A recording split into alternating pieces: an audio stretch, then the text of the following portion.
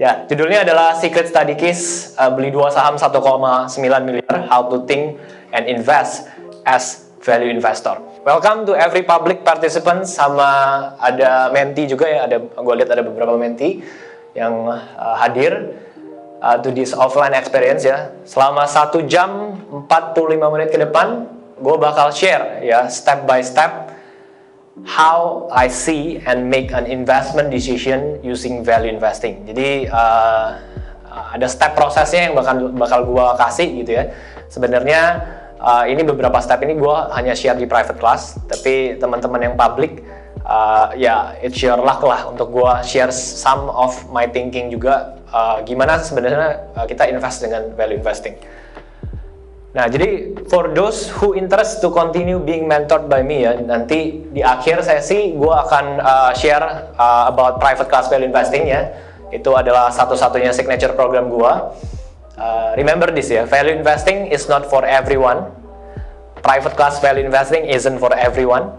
And I'm not mentor for everyone. Jadi gue akan ngomong ini di awal bahwa teman-teman gak usah menebak-nebak bahwa kok Ray, gue bisa ya cuman deposit 5 juta. Ya, kalau kalian pikir sebenarnya kalian deposit 5 juta, makan gratis, dikasih ilmu gitu ya. Kok ada gitu ya orang bikin event kayak gitu ya. Gue nombok gitu ya, habis itu 100% duitnya gue balikin. Ya memang gue traktir kalian sebenarnya.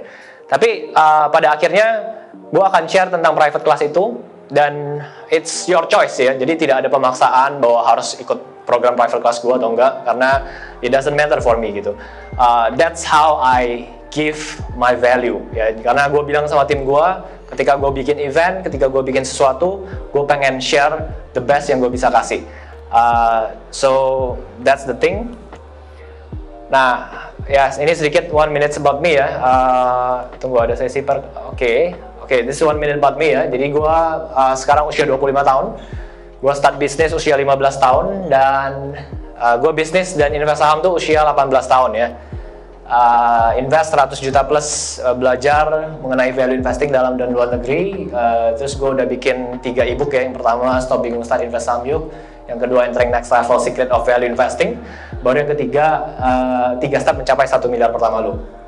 Terus gain profit puluhan persen ya, konsisten di saham dengan value investing. Itu ada beberapa sahamnya, Featured Media, Warta Ekonomi, Viva, dan sometimes juga diundang jadi pembicara di kampus dan bank, sekuritas dan sebagainya. Oke. Nah, ini ada satu fakta sad but truth ya, dimana jadi ada satu orang DM di Instagram gua ya. Ini real story, dimana dia bilang pokoknya singkat cerita dia bilang dia masuk ke saham nih. Ya, dia kerja nih ya, 15 tahun. Kalian bayangin, dia kerja 15 tahun, dia kekumpul hampir 2 miliar, which is lumayan, menurut gua nggak banyak juga orang yang kerja 15 tahun punya 2 miliar ya.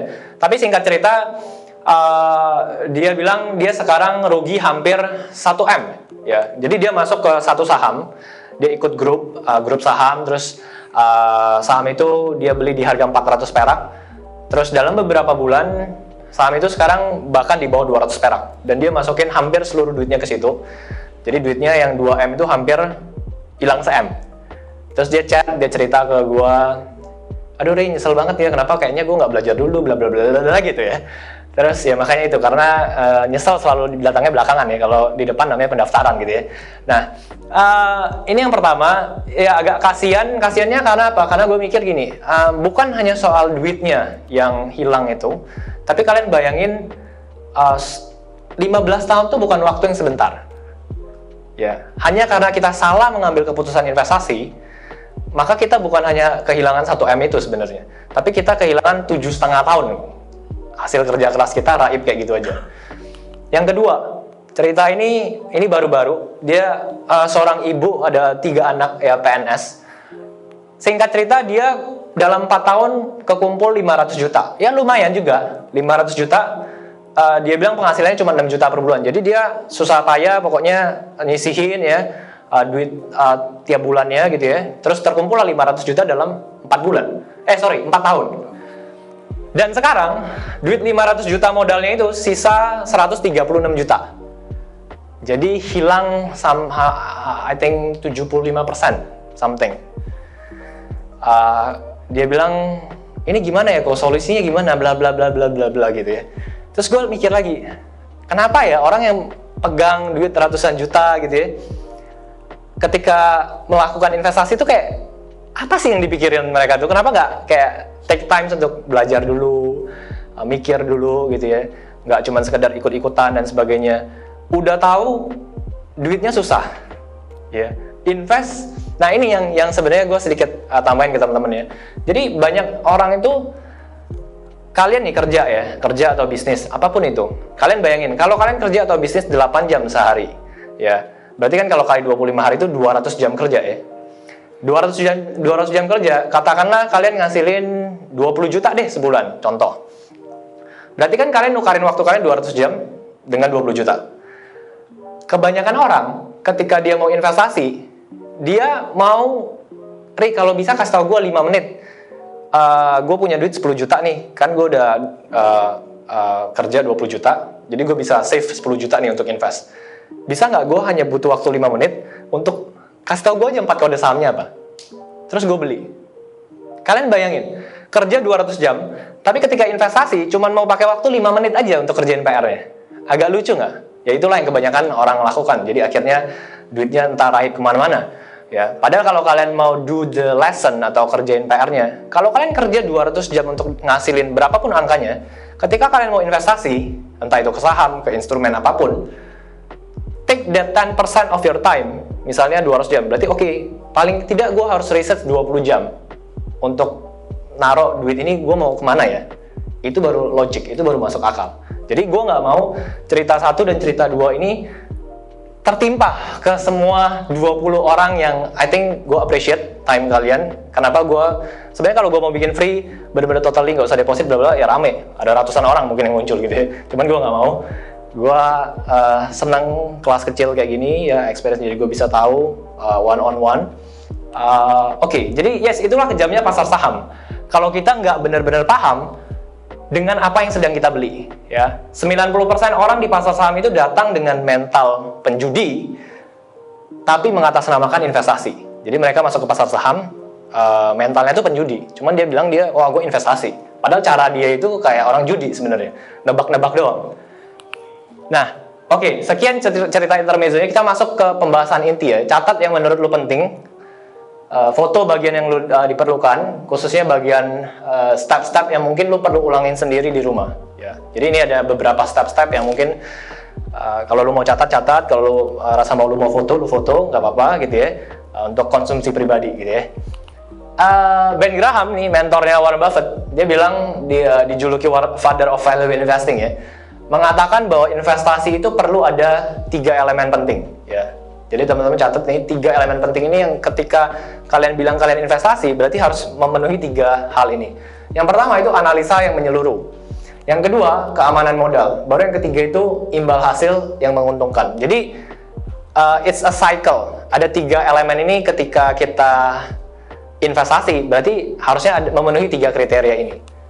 Nah, dan celakanya kenapa sebagian besar orang akhirnya rugi nyangkut ya, atau tertipu investasi bodong dan sejenisnya, karena mostly mereka hanya fokus di poin 3-nya, yaitu imbal hasil yang menguntungkan, tapi nggak peduli sama poin 1 dan 2-nya ya. Seberapa banyak yang orang ditawarin, oh ya Pak, hari ini Bapak invest ke saya 10% sebulan.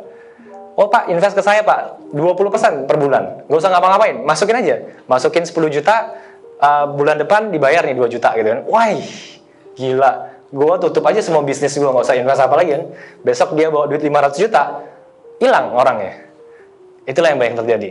Karena banyak orang yang fokus ke imbal hasil yang menguntungkannya, tapi dia tidak mau kerjain poin 1 dan 2-nya. Nah, basic principle of investing nggak cuman berlaku di pasar saham sebenarnya. Di instrumen investasi jenis apapun bisa diterapkan diagram ini. Jadi anything of investment ketika kita lakukan 3 hal ini. Ketika kalian mau bilang kalian investasi, harus ada analisa yang menyeluruh. Yang kedua, keamanan modal. Ini banyak orang lupa nih. Banyak orang ketika ditawarin, oh ya lu bisa dapat persentase sekian. Contoh nih ya, gue sebut aja contoh. Sekarang ini kan lagi banyak investasi kayak equity crowdfunding ya. Atau kalau kalian teman-teman tahu, ada platform terus dia ada orang buka bisnis A, B, C, D, E gitu ya. Terus dia bilang, wah kamu bisa dapat dividen 15% sampai 25% setahun misalnya. Nah, sebenarnya nggak salah, cuman banyak orang lupa kayak gini. Mungkin tahun pertama kita dibayar 15%, bener. Saya masukin 100 juta nih, dibayar dong 15 juta tahun pertama. Tahun kedua masih dibayar 15%, ya kan? Dapat 30%. Oh, di tahun ketiga ternyata dia bilang bisnisnya tutup. Jadi ya Pak, itu udah risiko investasi. Nah, banyak orang lupa bahwa wah, gue baru balik duit gue 30%, berarti gue tuh masih hilang 70%. Nah, itu artinya modal kita nggak aman. Nah, jadi teman-teman harus perhatikan 3 hal ini. Nah, kita langsung masuk ke study case gue yang pertama, beli satu saham 1,4 miliar. Here's the golden step ya bisa dicatat atau difoto. Nah, yang pertama adalah jadi stepnya adalah buka idx.co.id ya. Kita nggak akan kerjain ini sama-sama, cuman gue akan cepat aja ya.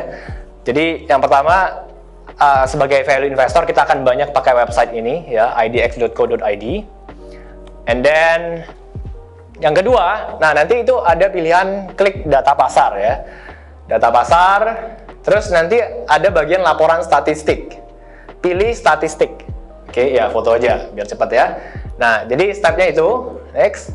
Nah, nanti di statistik ini pelajaran mahal ya, di private class sebenarnya gue kasih. Nah, ada pilihan bulanan. Kalian pilih aja bulanan yang terbaru. Nanti ini ada tahunnya kan, ini misalnya sekarang 2022 ya, pilih 2022. Terus nanti ini ada monthly statistik kan, karena yang terbarunya masih Agustus 2022, kita klik aja undo gitu ya, klik download ya, klik next. Nah nanti akan ada satu file, di situ ada table of content ya, daftar isi. Nah yang biasa gue akan lakukan adalah lihat IDX Index Highlight ini ya, di halaman 2 atau 3 biasanya ya. Nah, terus kalian akan ketemu step ini. Jadi di Bursa Efek Indonesia itu ada 11 sektor ya. Di Bursa Efek Indonesia ini ada 11 sektor. Oke.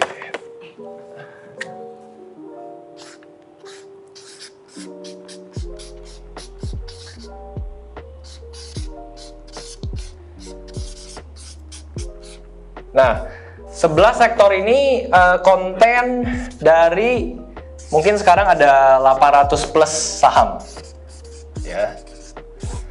Jadi dari 11 sektor yang ada di Bursa Efek Indonesia itu dikumpulin ada sekitar 800-an perusahaan publik ya yang teman-teman bisa beli sahamnya. Terus kan banyak orang nanya, jadi kita mulai dari mana nih gitu kan, istilahnya dari sekian banyak saham.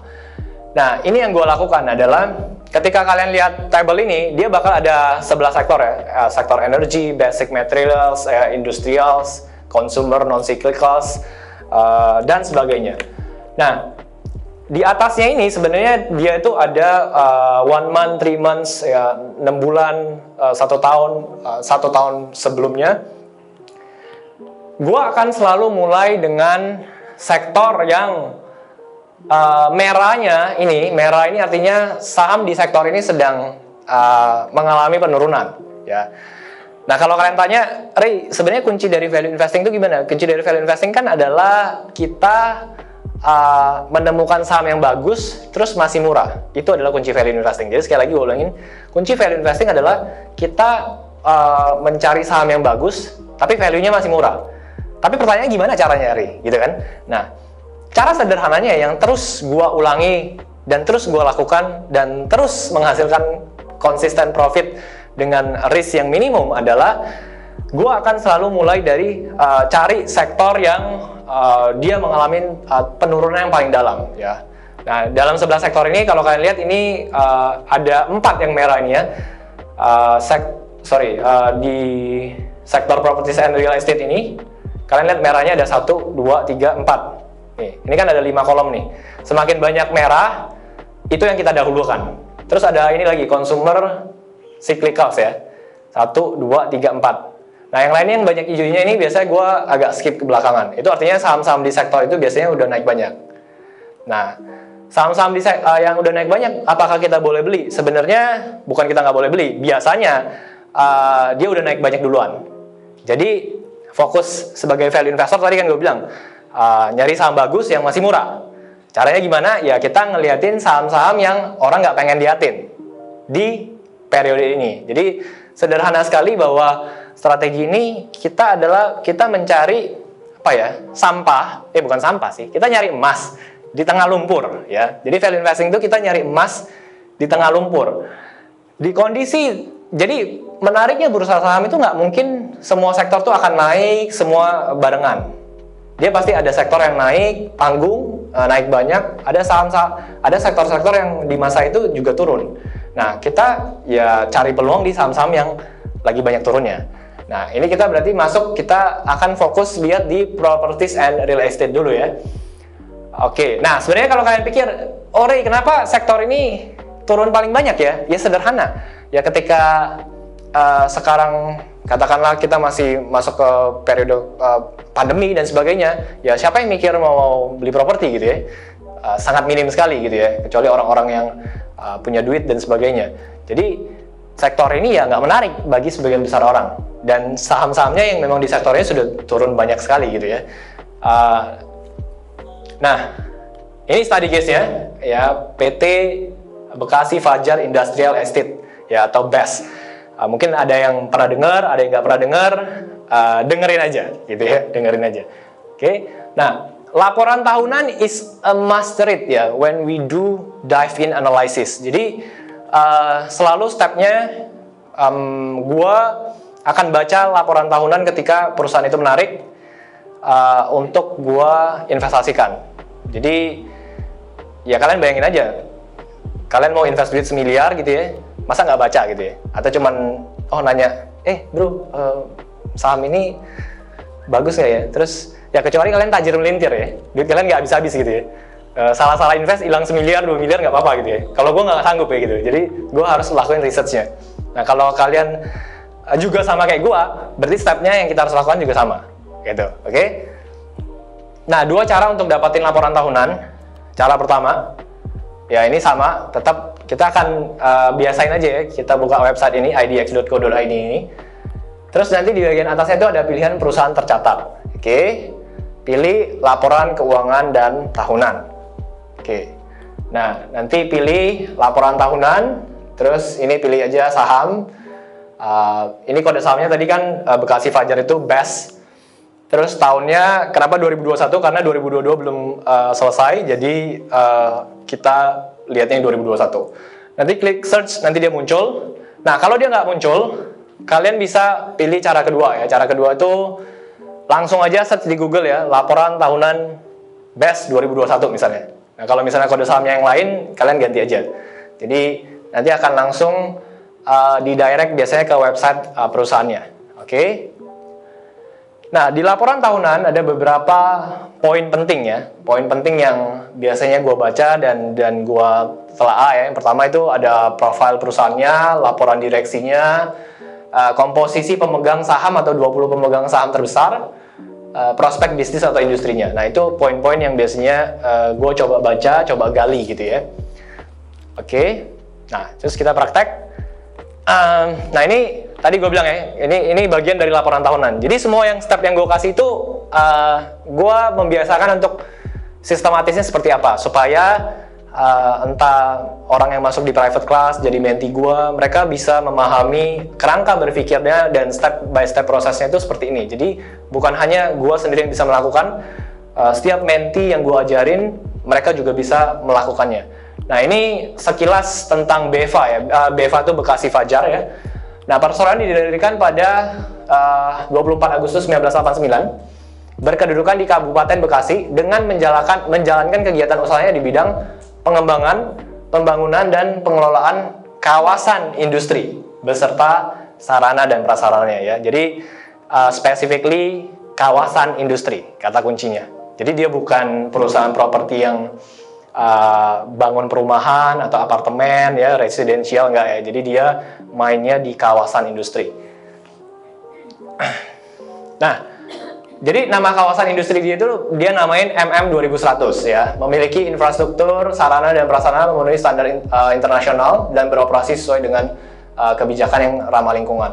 Jadi dia itu BES ini punya produk. Produknya itu apa? Kawasan industri ini. Yang pertama kalau kalian baca, kafling industri siap bangun.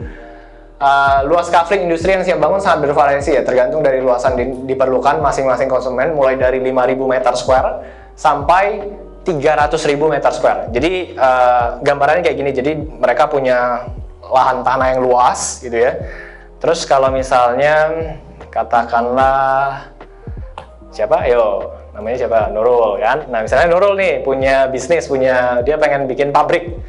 Oh gue pengen bikin pabrik permen misalnya.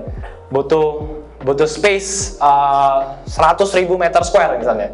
Nah oke, ini kita ada Kak Nurul, kita ada tanah. Mau bentuknya gimana?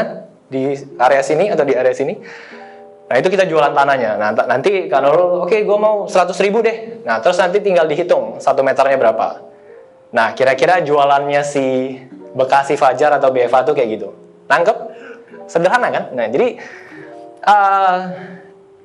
dalam value investing itu kita mesti jadi ngerti bisnis, gitu ya.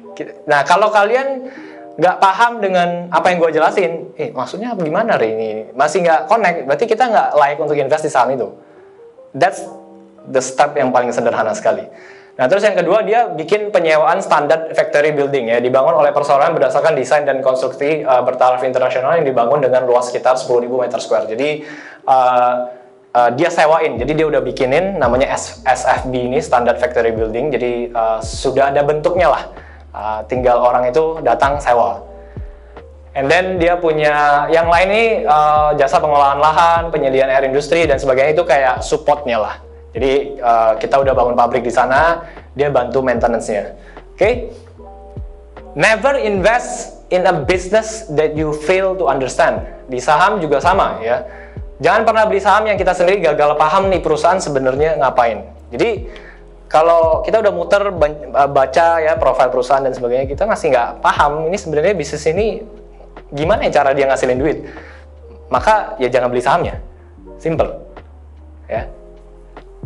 Nah, tadi gue bilang kan, apalagi kita ngelihat struktur kepemilikan sahamnya. Kalau kalian lihat nih, BFA ini 40,31%-nya dimiliki PT Argo Manunggal Land Development ya. Di atasnya itu sebenarnya pemilik sesungguhnya namanya The Ninking and Family. Baru ada 10% ini namanya Daiwa House Industry Co. Ltd ya. Baru masyarakat 49,62%. Jadi ini pelajaran sederhana ya, basic. Saham-saham yang kita tiap hari orang jual beli itu sebenarnya saham di 49,62% ini. Jadi tiap hari itu yang jual beli itu ya yang orang yang pegang di 49,62% ini.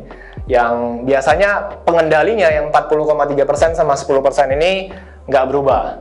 Ya biasanya ya mereka ownernya, ya ngapain gue jual beli saham gue gitu ya. Jadi yang biasanya orang yang trading gitu-gitu ya saham-saham yang di 49,6% ini yang terus bertukar-tukar. Nah terus kalian perhatiin bahwa itu tadi gue ada sempat bilang Argo Manunggal ini sebenarnya dimiliki sama The Ninking and Family ini kan.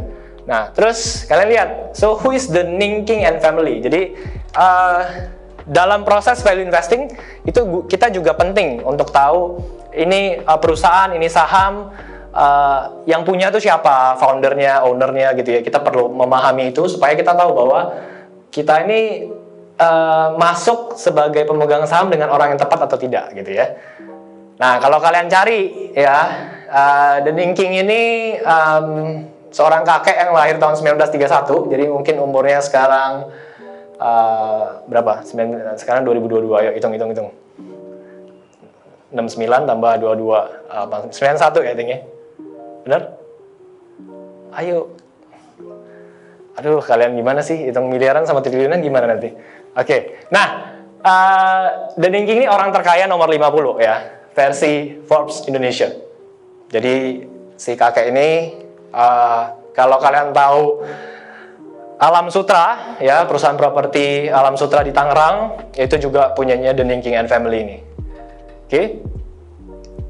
Nah, terus ini video ya. Who is Daiwa House Industry Co. Ltd ini?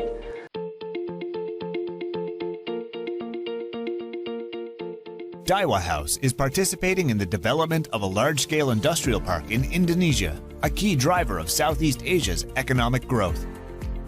we are constructing factories and attracting businesses with a focus on Japanese companies. And we are actively involved in the development of a logistics center and operations of rental factories to meet the company's demands for logistics facilities. It's a variety of initiatives like these that help to contribute to the promotion of local employment. Creating dreams, building hearts. Daiwa House Group.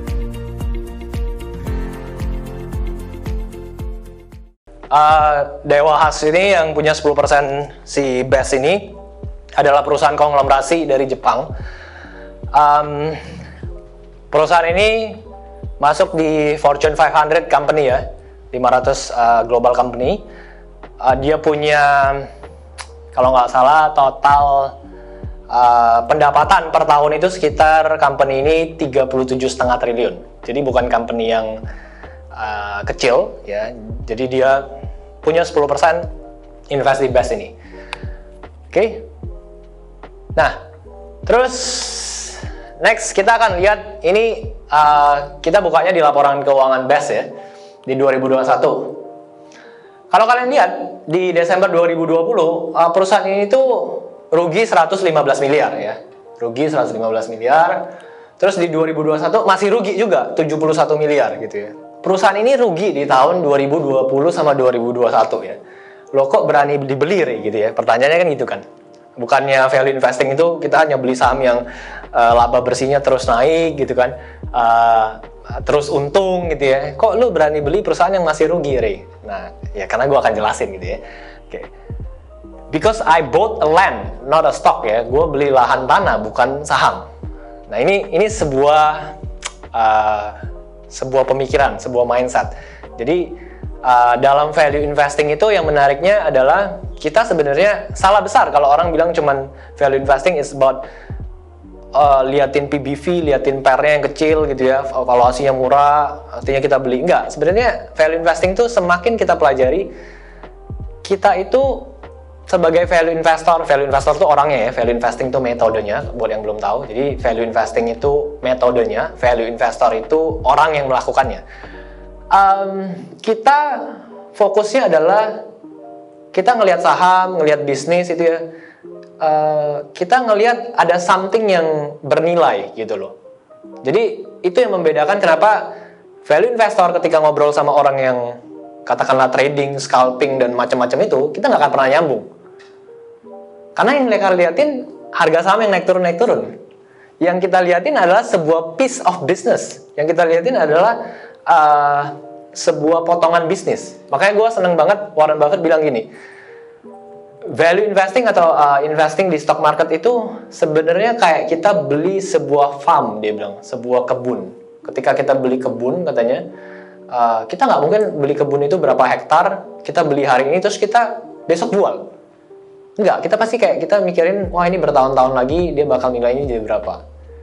That's how the thinking menjadi seorang value investor. Nah itu basic banget kalau teman-teman pengen jadi value investor.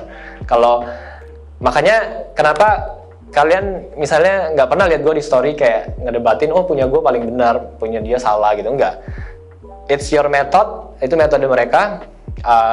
I just don't do that gitu loh. Karena bagi gue yang masuk akal adalah kalau kalian dengerin dari awal tadi sampai sekarang, gue itu ngomongin sebuah step proses ngeliatin sebuah bisnis. Gue nggak ada ngomongin kan, oh hari ini harga sahamnya sekian, besok kayaknya turun atau enggak ya? Nggak ada chart, nggak ada apa kan dari gue ngomonginnya. Nah itu yang difference. So what's interesting from BEST that I see ya? Nah ini per laporan keuangan Maret 2002. Karena waktu itu gue analisa the latestnya di laporan keuangan tersebut. Jadi gue coba ambil sudut pandang ketika gue mau ngambil keputusan. Pada waktu itu adanya laporan keuangannya yang terbaru Maret 2022. Sekarang udah ada Juni 2022. Oke. Nah, what I found interesting ya. Ini juga step ya. Jadi ada satu rasio ya, namanya gross profit margin ya. Tenang aja, ini gue akan jelasin secara simpel ya. Jadi gross profit margin ini, rasio ini menunjukkan seberapa premium atau mahal konsumen mau membayar produk atau jasa perusahaan dibanding dengan beban pokok atau alias biaya pembuatan produk atau jasa tersebut, ya. Gampangnya gimana, Ray, gitu ya. Jangan bahasa buminya gini. Kalian nih misalnya, ini pernah gue lihat di satu video TikTok, I think. Jadi ada satu orang nih, dia datang ke store brand, ya, sebutlah brandnya Gucci gitu ya, branded gitu ya. Dia lihat jaket itu, dihargain 5.000 US dollar gitu ya. Berarti kan kalau di-convert 75 juta satu jaket ya, mereknya Gucci. Terus datanglah satu orang yang desainer profesional ya, dia lihat jaket itu, dia tahu bahannya dan sebagainya. Dia beli dengan bahan yang sama. Ujungnya intinya adalah dia bikin jaket yang sama dan cost-nya itu 500 dolar. Ya. Dan dengan brand Gucci jadi 5.000 dolar. Ya, ini seorang desainer profesional yang dia tahu bahan ini gimana dapatnya dan sebagainya. Dia bikin sendiri 500 dolar cost-nya. Jadi maksudnya apa? Maksudnya adalah itu barang branded. Bisa jadi memang Gucci produksi itu 500 dolar dan di price tag-nya 5.000 dolar. Berarti kan dia untung 4.500 ya, 90%-nya. Gross profit margin ini adalah sebuah rasio di mana orang rela bayar mahal dibandingin biaya pembuatannya. Nangkep? Jadi kalau misalnya sederhananya tadi ya, nilai penjualannya 100, jadi misalnya anggap tadi harganya 100 dolar, biaya buatnya itu 60 dolar, berarti kan selisihnya 40 dolar tuh ya. Nah, gross profit marginnya 40%.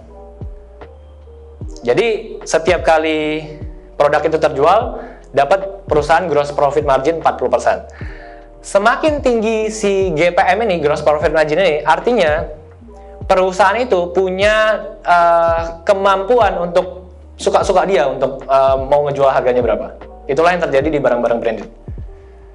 Jadi kalau kalian nanti pelajarin barang-barang branded gitu-gitu, atau bahkan even handphone Apple gitu ya, itu gross profit marginnya bisa 40%, 50%. Jadi kalau kalian beli itu handphone 20 juta, ya dia untung sekitar 10 juta lah. That's how company works gitu ya. Dan tentu aja perusahaan-perusahaan yang dengan GPM yang besar, kita bisa tahu bahwa ini perusahaan dia punya kemampuan. Jadi dia nggak saing-saingan jualan murah-murahan. Kalau bisnis yang jual-jual murah-murahan sangat berat untuk survive. Artinya dia tidak punya satu keunggulan. Nah, kalau dalam kasusnya Best ini, kalian lihat, kita contoh ya, 2019, dia itu jualan 796 miliar ya, ini dalam jutaan rupiah, jadi ada 6 nol lagi sebenarnya. Terus beban pokoknya itu artinya lahan tanahnya itu sebenarnya 229 miliar, jadi ada 566 miliar ya selisihnya. Nah, 566 miliar ini kita bagi sama nilai penjualannya, si omsetnya itu tadi ya, 796 itu. Terus kita kali 100. Jadi gross profit marginnya si Best ini mencapai 71,1%. Ya, itu di atas gua tulis tuh, gross profit margin di atas 50% aja udah menarik untuk diperhatikan lebih lanjut. Ya, di atas 50%, apalagi ini 71% ya. Nah, terus di 2020 kan dia rugi ya. Jadi jualannya itu cuma dikit, cuma 86 miliar. Terus beban pokoknya 33 miliar, jadi 52 miliar ini selisihnya kita bagi dengan omsetnya 86 miliar kali 100, gross profit marginnya 61,1% di tahun 2020. Nah, ada satu ratio lagi nih. Tadi kan gross profit margin, artinya masih margin laba bruto bahasa Indonesianya. Rasio berikutnya yang kita juga bisa perhatikan itu namanya net profit margin ya. Net profit margin ini kalau tadi di GPM masih belum dikurangin beban ini itu, di NPM ini lebih jelas lagi. Apakah benar perusahaan setelah dipotong ini itu secara persentase profitnya masih bagus ke shareholder alias ke pemilik dan pemegang saham. Nah, tadi kan teman-teman gue udah jelasin bahwa gross profit margin itu kalau dikurangin sama beban pokok biaya pembuatannya aja. Jadi kita belum kurangin biaya lain-lainnya. Nah, kalau di NPM ini atau net profit margin ini udah benar-benar di akhir. Yaitu dia sudah dikurangin ini itu. Berapa persentase yang masuk ke kantong dari pemilik perusahaan? Oke. Nah, jadi NPM ini rumusnya ini ya, laba bersih yang dihasilkan dibagi omsetnya, terus kita kali 100. Nah, gue ambil contoh di 2019, ketika perusahaan belum rugi ya, perusahaan itu ngasilin 350 miliar dalam setahun, kita bagi dengan omsetnya 950 miliar, kali 100, maka NPM-nya itu 39,9%, hampir 40%. Jadi dari 950 miliar yang dia hasilin itu turun-turun kurangin beban, dia masih dapat 380 miliar. So which is it's good ya, it's big. Ya, hampir 40% NPM-nya. Nah, tapi kalau kalian lihat ini ambil contoh ya di 2018, ini kita ambil 2018, itu kan NPM-nya 43,8%, positif ya. Ketika perusahaan rugi, maka NPM-nya pasti akan minus. Kenapa? Karena ya perusahaan lagi rugi. Oke, nah disinilah letak berpikirnya ya, letak berpikirnya untuk kita nggak hanya lihat sebuah bisnis atau sebuah kasus itu cuman keadaan sekarangnya. Karena kalau kita lihat keadaan sekarangnya, ya perusahaannya rugi. Maka NPM-nya minus, jelek dong, Re. Ya kan? Nah, sedangkan value investor mencoba berpikir untuk lebih wide, lebih jauh. Jadi kayak, oh ya, ini kenapa ya rugi dia? Misalnya 2020, 2021. Oke, properti sebenarnya dia ada kompetitornya, namanya Delta Mas. Nanti kalian bisa pulang ke rumah coba lihat lagi. Delta Mas itu ketika di 2020, 2021 dia untung. Perusahaan itu untung. Tapi kenapa gue pilih best nanti gue coba ceritain. Tapi intinya adalah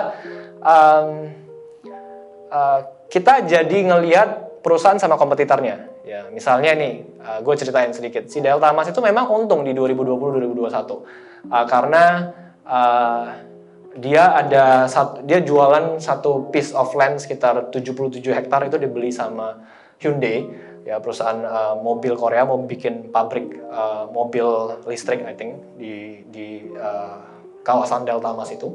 Jadi omsetnya bagus. Cuman yang gue nggak suka dari si kompetitornya, mereka itu bagi laba bersihnya tuh hampir 100% setiap tahun. Jadi ngasilin berapa ratus miliar ya dia bagiin 100% sebagai dividen, bagiin. Jadi tidak ada modal yang ditahan. Pokoknya another thing gue kurang suka. Oke, lanjut. Nah, ini ada penemuan baru nih. Jadi waktu itu ini gue catat ya, analisa lanjutan 23 Mei 2022. Jadi sometimes ketika gue beli saham, ketika gue analisa pertama, itu belum tentu gue langsung beli. Oke. Belum tentu gue langsung beli. Jadi sometimes gue tunggu beberapa saat, ada updatean yang terbaru, gue coba cross check lagi. Jadi yang kalian semua lihat di presentasi ini adalah yang biasa gue di story ada taking notes itu adalah taking notes itu yang gue minta tim gue untuk jadiin presentasi. Jadi ini sebenarnya kalian sedang membaca alur gue bagaimana berinvestasi. Nah, lihat lagi annual report-nya di 2021. Si BES ini punya cadangan lahan itu sebesar 1048 hektar ya, kotor. Kotor tuh artinya yang bisa dijadiin benar-benar dijual tuh 700 hektar. Jadi pemerintah ada satu kebijakan ya, kalau teman-teman sederhananya kalau kita tinggal di komplek atau apa, ada yang namanya FASUM ya, fasilitas umum. Itu biasanya 30% atau 40%. Nah, itu adalah lahan yang nggak boleh dijual. Nah, di kasusnya si BES ini juga sama. Jadi yang benar-benar dia bisa jual tuh 700 hektar bersihnya. Stok lahan yang dia punya. Logika sederhananya, 700 hektarnya kalau kita kali 1 hektar itu kan 10.000 meter square ya.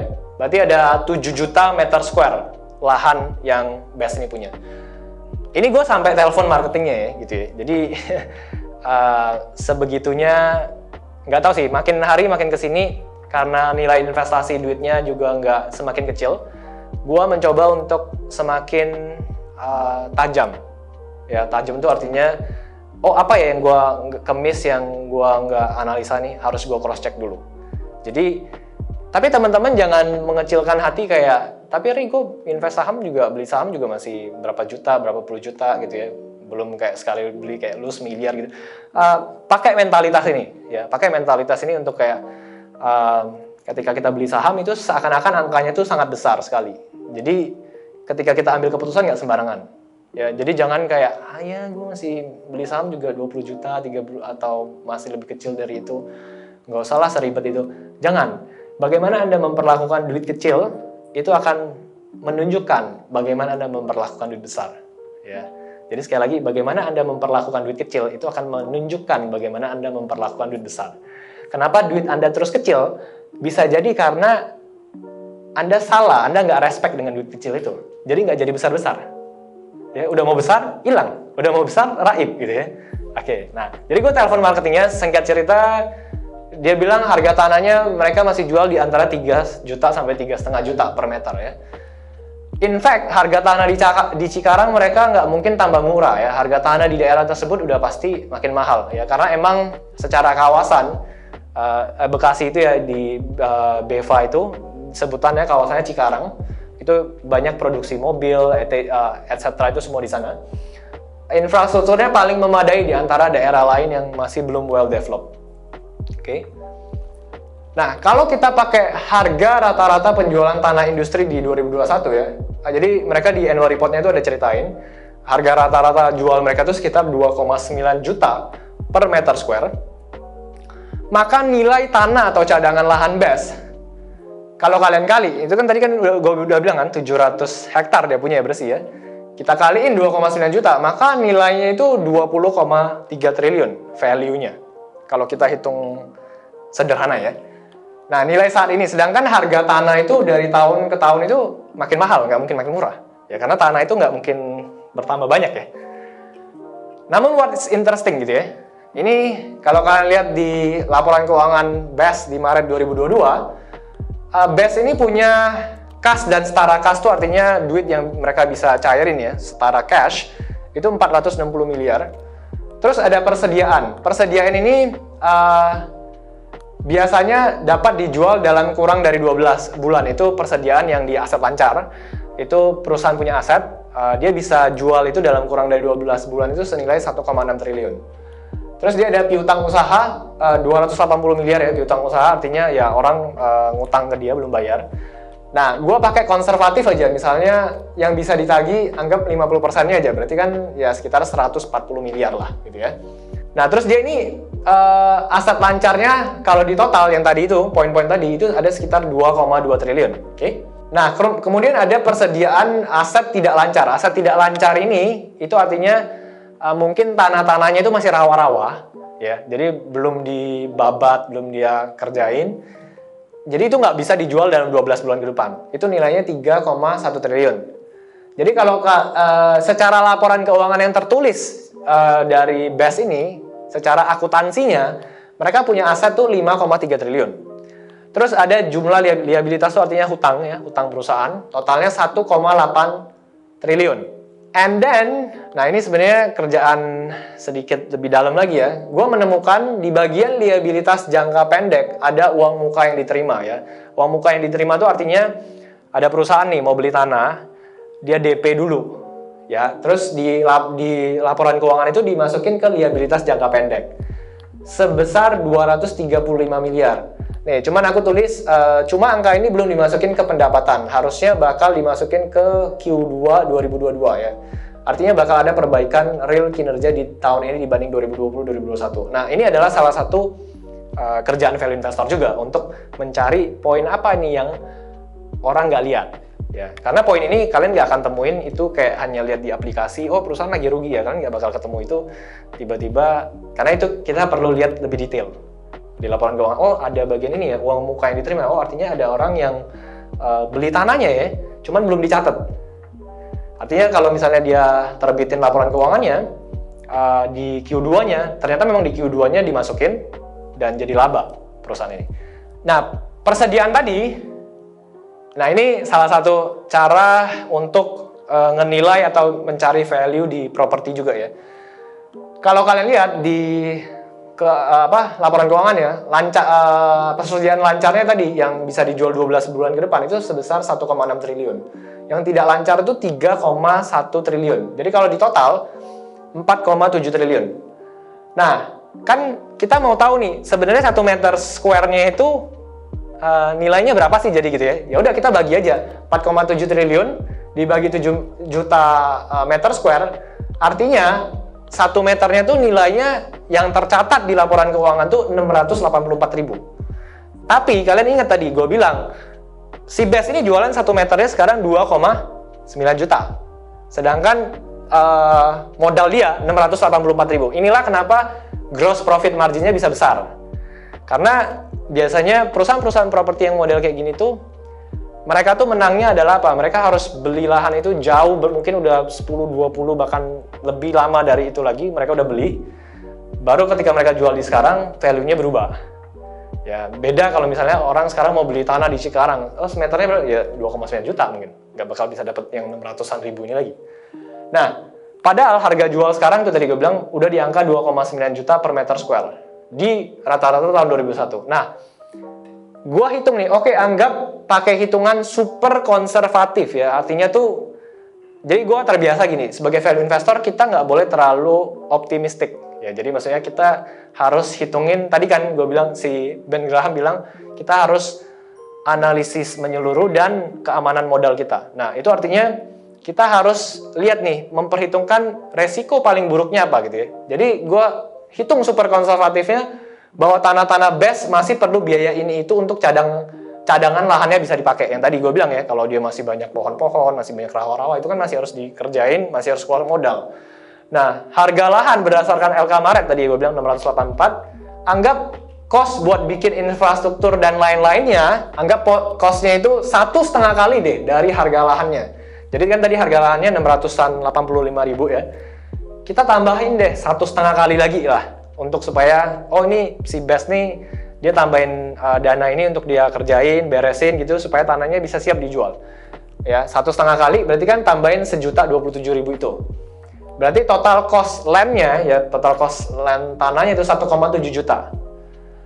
Sedangkan harga rata-rata jualnya kan 2,9. Ya berarti GPM-nya, gross profit margin-nya itu 1.100.000-an, itu masih setara sekitar 40,9%. Jadi gross profit margin-nya masih sekitar 40,9%. Nilai sesungguhnya BES punya land atau punya tanah, ini yang gue lihat. Gue pakai angka yang 1.187.000 ini, yang tadi dia udah dikurangin harga jual rata-ratanya, dibagiin sama total cost land-nya, berarti kan 1.187. Kita kaliin 7 juta meter square dong, kaliin total tanah bersih yang dia punya. Berarti itu nilainya 8,3 triliun. Oke? Terus si BES ini punya hutang 1,8 triliun. Oke. Cara hitungnya ekuitas terbaru ya. Ekuitasnya apa? Ekuitas ini gue jelasin sedikit lah ya.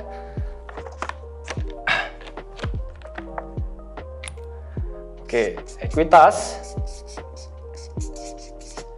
itu sama dengan modal bersih bahasanya. Jadi modal bersih itu gimana? Misalnya, gue mau bikin apa ya, gampangnya warung ayam penyet ya, gampang-gampang aja. Gue mau bikin warung ayam penyet, butuh modal 1 miliar. Oh mahal banget ya, bikin warung aja 1 M ya. Nah butuh modal 1 M. Gue nggak punya 1 M, oke? Gue punyanya katakanlah 500 juta. Gue punya 500 juta, habis itu ya udah deh gue pinjam ke bank aja 500 jutanya lagi. Ya, jadi 500 juta ini hutang atau liabilitas ya. Jadi 500 juta ini modal gue, 500 juta ini liabilitas, oke? Nah, ini kalau ditambahin kan total 1 M ya. Nah, 1 M ini adalah total aset. Oke, total aset. Jadi untuk tahu modal bersih gue tuh berapa sih? Ya udah 1 M ini total asetnya dikurangin hutang, liabilitas. Muncullah 500 juta. Itu adalah modal bersih yang gue punya. Modal bersih itulah yang diartikan ekuitas. Nangkep sampai sini? Jadi ekuitas itu bahasa sederhananya adalah modal bersih. Jadi itu duit yang kita benar-benar punya setelah kita ngurangin hutang kita dan sebagainya. Sederhana ya? Oke. Nah, jadi ekuitas yang si BES punya ini, kalau pakai hitungan yang kita hitung sendiri, ya ini kita hitung sendiri nih, pakai pemikiran kita, berarti dia tuh punya ekuitas 6,4 triliun. Ya, setelah dikurangin hutangnya, dia punya modal bersih itu 6,4 triliun. Terus dia tuh ada OS. OS ini apa? Outstanding share atau jumlah saham yang beredar. Sebanyak 9,6 miliar lembar saham. Jadi, satu perusahaan Bekasi Fajar itu, dia nerbitin ada 9,6 miliar lembar saham. Nah, gua kan pengen tahu nih, oke, ini sebelum masuk ke, ini bahasa-bahasa yang kadang orang nggak, apa sih maksudnya gitu ya.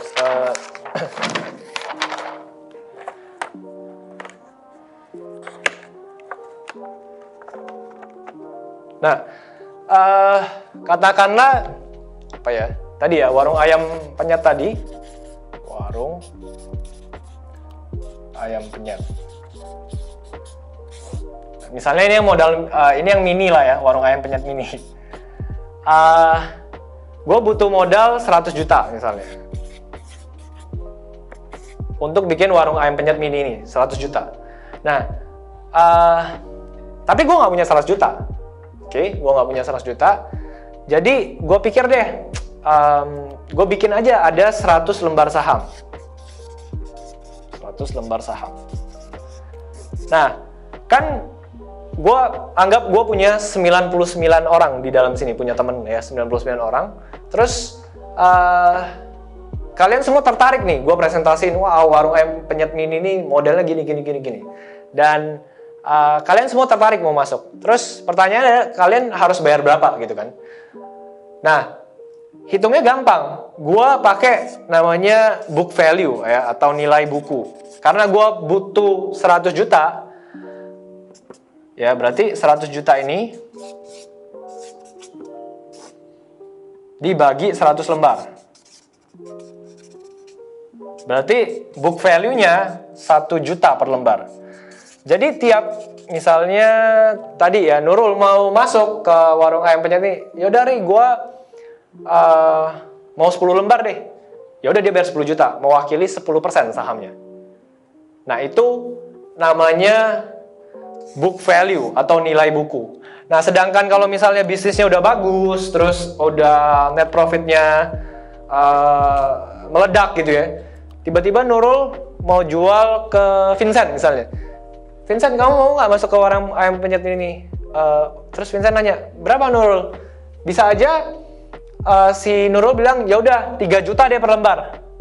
Nah itulah yang namanya, kalau bahasa di sahamnya itu PBV ya. PBV-nya 3 kali misalnya. Nah itu artinya dia bayar 3 kali lebih mahal dibandingin nilai buku pertamanya. Nah dalam kasus BES ini, dengan analogi tadi, ekuitas yang 6,4 triliun ini kita bagiin dengan 9,6 miliar lembar, itu dapat per lembar sahamnya harusnya 668 perak per lembar saham. Ya, nih, harusnya 668 per lembar saham. Jadi kalian nangkep ya, book value artinya tadi lahannya kita udah kurangin hutangnya, udah hitung pakai super konservatif, harusnya 1 lembar sahamnya ini nilainya itu 668 perak. Harusnya, oke? Harga saat ini ketika gua analisa di 23 Mei itu dihargain market 111 perak. Jadi kalian bayangin ada sebuah tanah yang kita tahu nih bahwa harusnya ini 1 lembarnya ini 668 perak. Tapi di pasar saham itulah dia bisa dihargai 111 perak. Orang nggak peduli kayak, wah lu mau bilang lu tanah lu gimana, gini-gini. Yang penting gue liatnya sekarang perusahaan lu rugi. Nggak menarik. Sektornya juga lagi lesu, lagi pada turun semua. Ya udah, pokoknya gue harga di pasar sekarang 111 perak. Tapi bagi seorang value investor, kita mencari nilai, ya kan?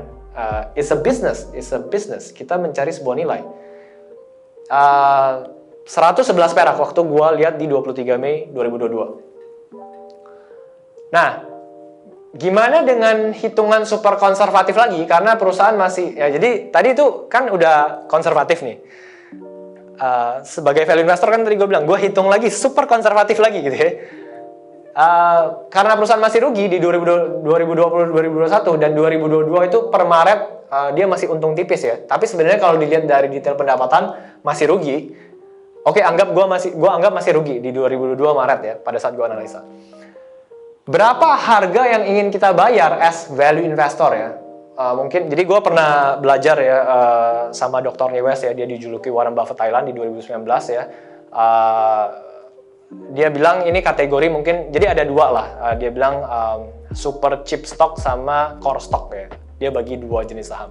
Nah mungkin kalau dia bilang ini mungkin super cheap stock lah ya. Jadi saham yang sangat murah gitu ya.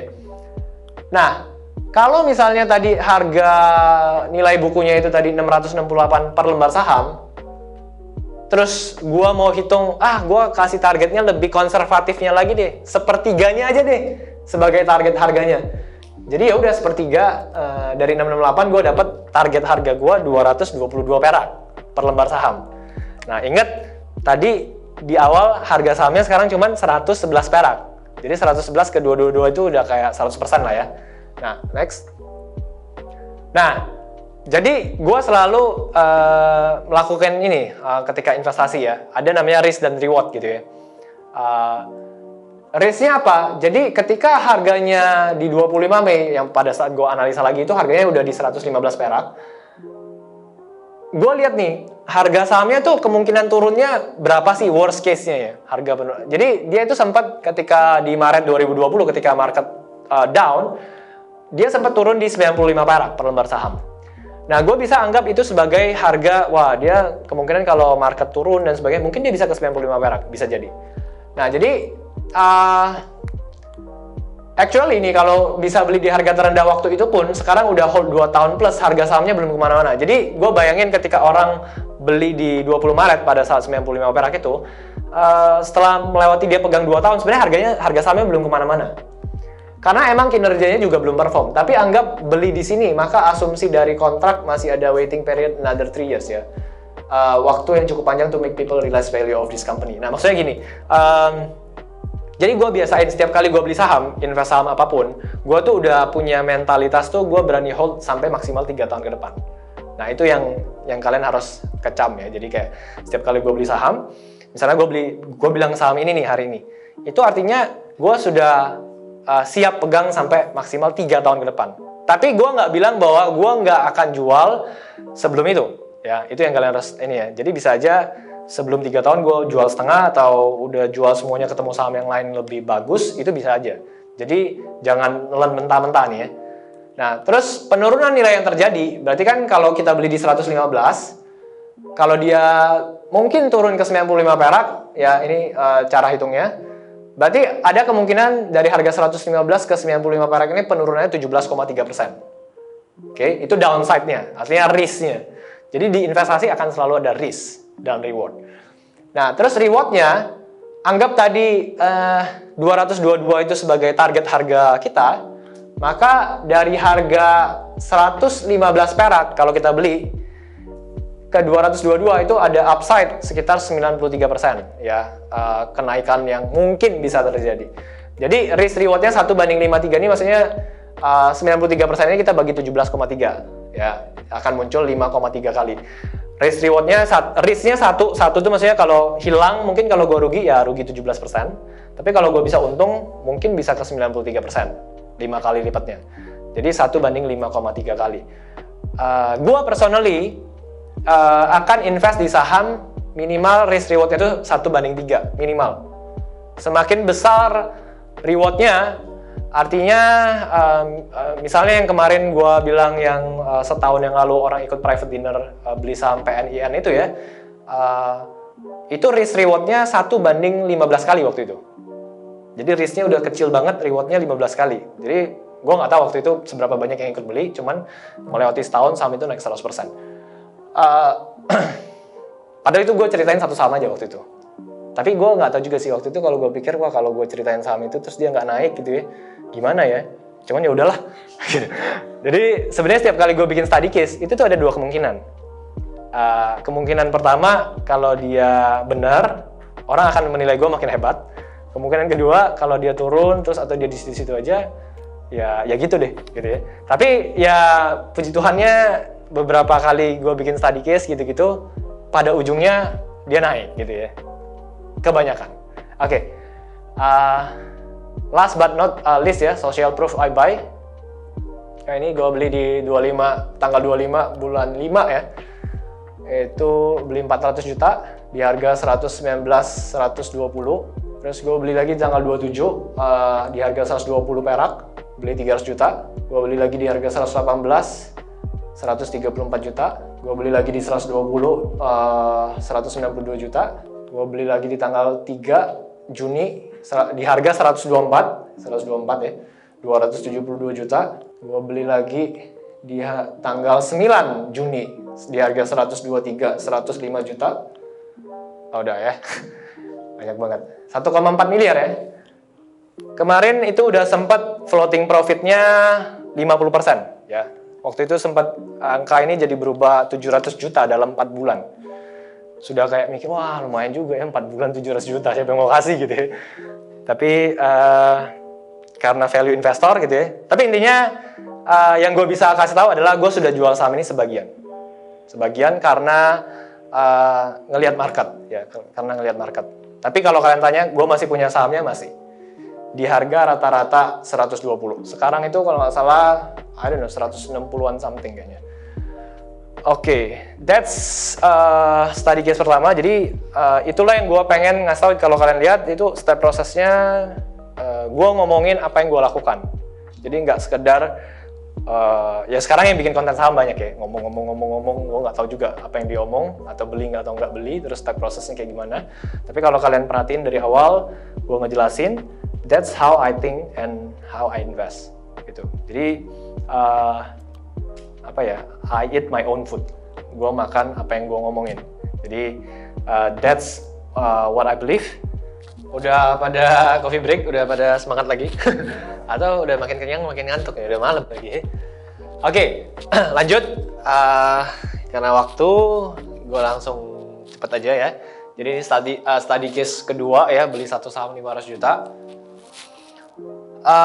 Yang kedua adalah study case-nya PT Indah Kiat Pulp and Paper ya, atau kode sahamnya INKP ya. Perusahaan ini perusahaan yang sempat kena kasus hutang nggak bayar ya. Kok berani beli sih Ri gitu ya. Kalau kalian lihat nih ada headline beritanya waktu itu, pemasok batubara ajukan permohonan PKPU terhadap PT Indah Kiat Pulp ya. PKPU ini artinya permohonan kewajiban pembayaran hutang ya, PKPU. Ya, terus ini ada lagi tato INKP karena hutang, berbahayakah bandingin dengan uang cash perusahaan yuk. Jadi ini ada step lagi gitu ya. Ada step lagi, kalian bisa foto mungkin ya. Nah, jadi think and act as value investor, practical tipsnya ya. Practical tipsnya, memahami isi berita dengan lengkap. Bukan sekedar baca headline beritanya doang. Ya, jadi banyak orang tuh cuma baca headline berita tanpa tahu isinya apa. Tapi sebagai value investor, kata kuncinya adalah kita harus memahami isi beritanya, bukan sekedar headline beritanya doang. Ya, tipsnya kalau mau lebih yakin dengan isi berita tertentu bisa buka ini idx.co.id ya, sama. Klik bagian perusahaan tercatat, klik keterbukaan informasi. Nah, keterbukaan informasi ini kita bisa kasih isi misalnya INKP ini. Nanti kita klik search, dia akan muncul misalnya kalau perusahaan mau klarifikasi, mau kasih tahu berita tertentu, itu akan di situ muncul. Kalau dilihat dari RTI Business waktu itu ya, sekitar beberapa bulan yang lalu muncul kata M ya, moratorium of debt payment gitulah. Jadi sekarang Bursa Efek tuh untuk melindungi investor dia kasih notasi. Misalnya, oh ini perusahaan kalau ditandain kodenya M ini, permohonan penundaan kewajiban pembayaran utang ya terhadap emiten atau anak perusahaan emiten yang memiliki kontribusi pendapatan material. Jadi kadang orang langsung lihat itu, wah ini berarti perusahaannya bermasalah nih, gue nggak berani beli. Nah, Sebenarnya kalau gua pribadi, special tips from me ya, kalau perusahaan ada dapat notasi khusus, jangan langsung panik atau overreact ya. Apalagi kalau kita dalam posisi pegang sahamnya. Bisa melakukan satu ya, dari cek dari berita mengenai isu tersebut, baru yang kedua cek dari web IDX tadi melalui keterbukaan informasinya. Perusahaan yang bagus pasti bakal ngasih penjelasan atau klarifikasi yang masuk akal. Jadi singkat cerita, ketika gue cek lagi tuh di keterbukaan informasinya, ini ada dokumennya, inilah laporan informasi atau fakta material penjelasan atas pemberitaan di media INKP. Ketika kalian klik, sebenarnya ada ceritanya. Jadi perusahaan ceritain bla bla bla dan sebagainya. Cuman yang gue bisa kasih tahu nih, short story-nya aja, gue langsung kasih ringkasannya.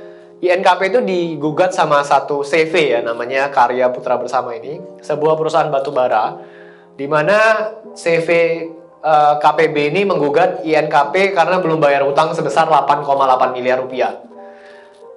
Cuman pemikiran logikanya adalah gini, ini orang kan gugat kan, ini INKP lu belum bayar gue 8,8 miliar kan.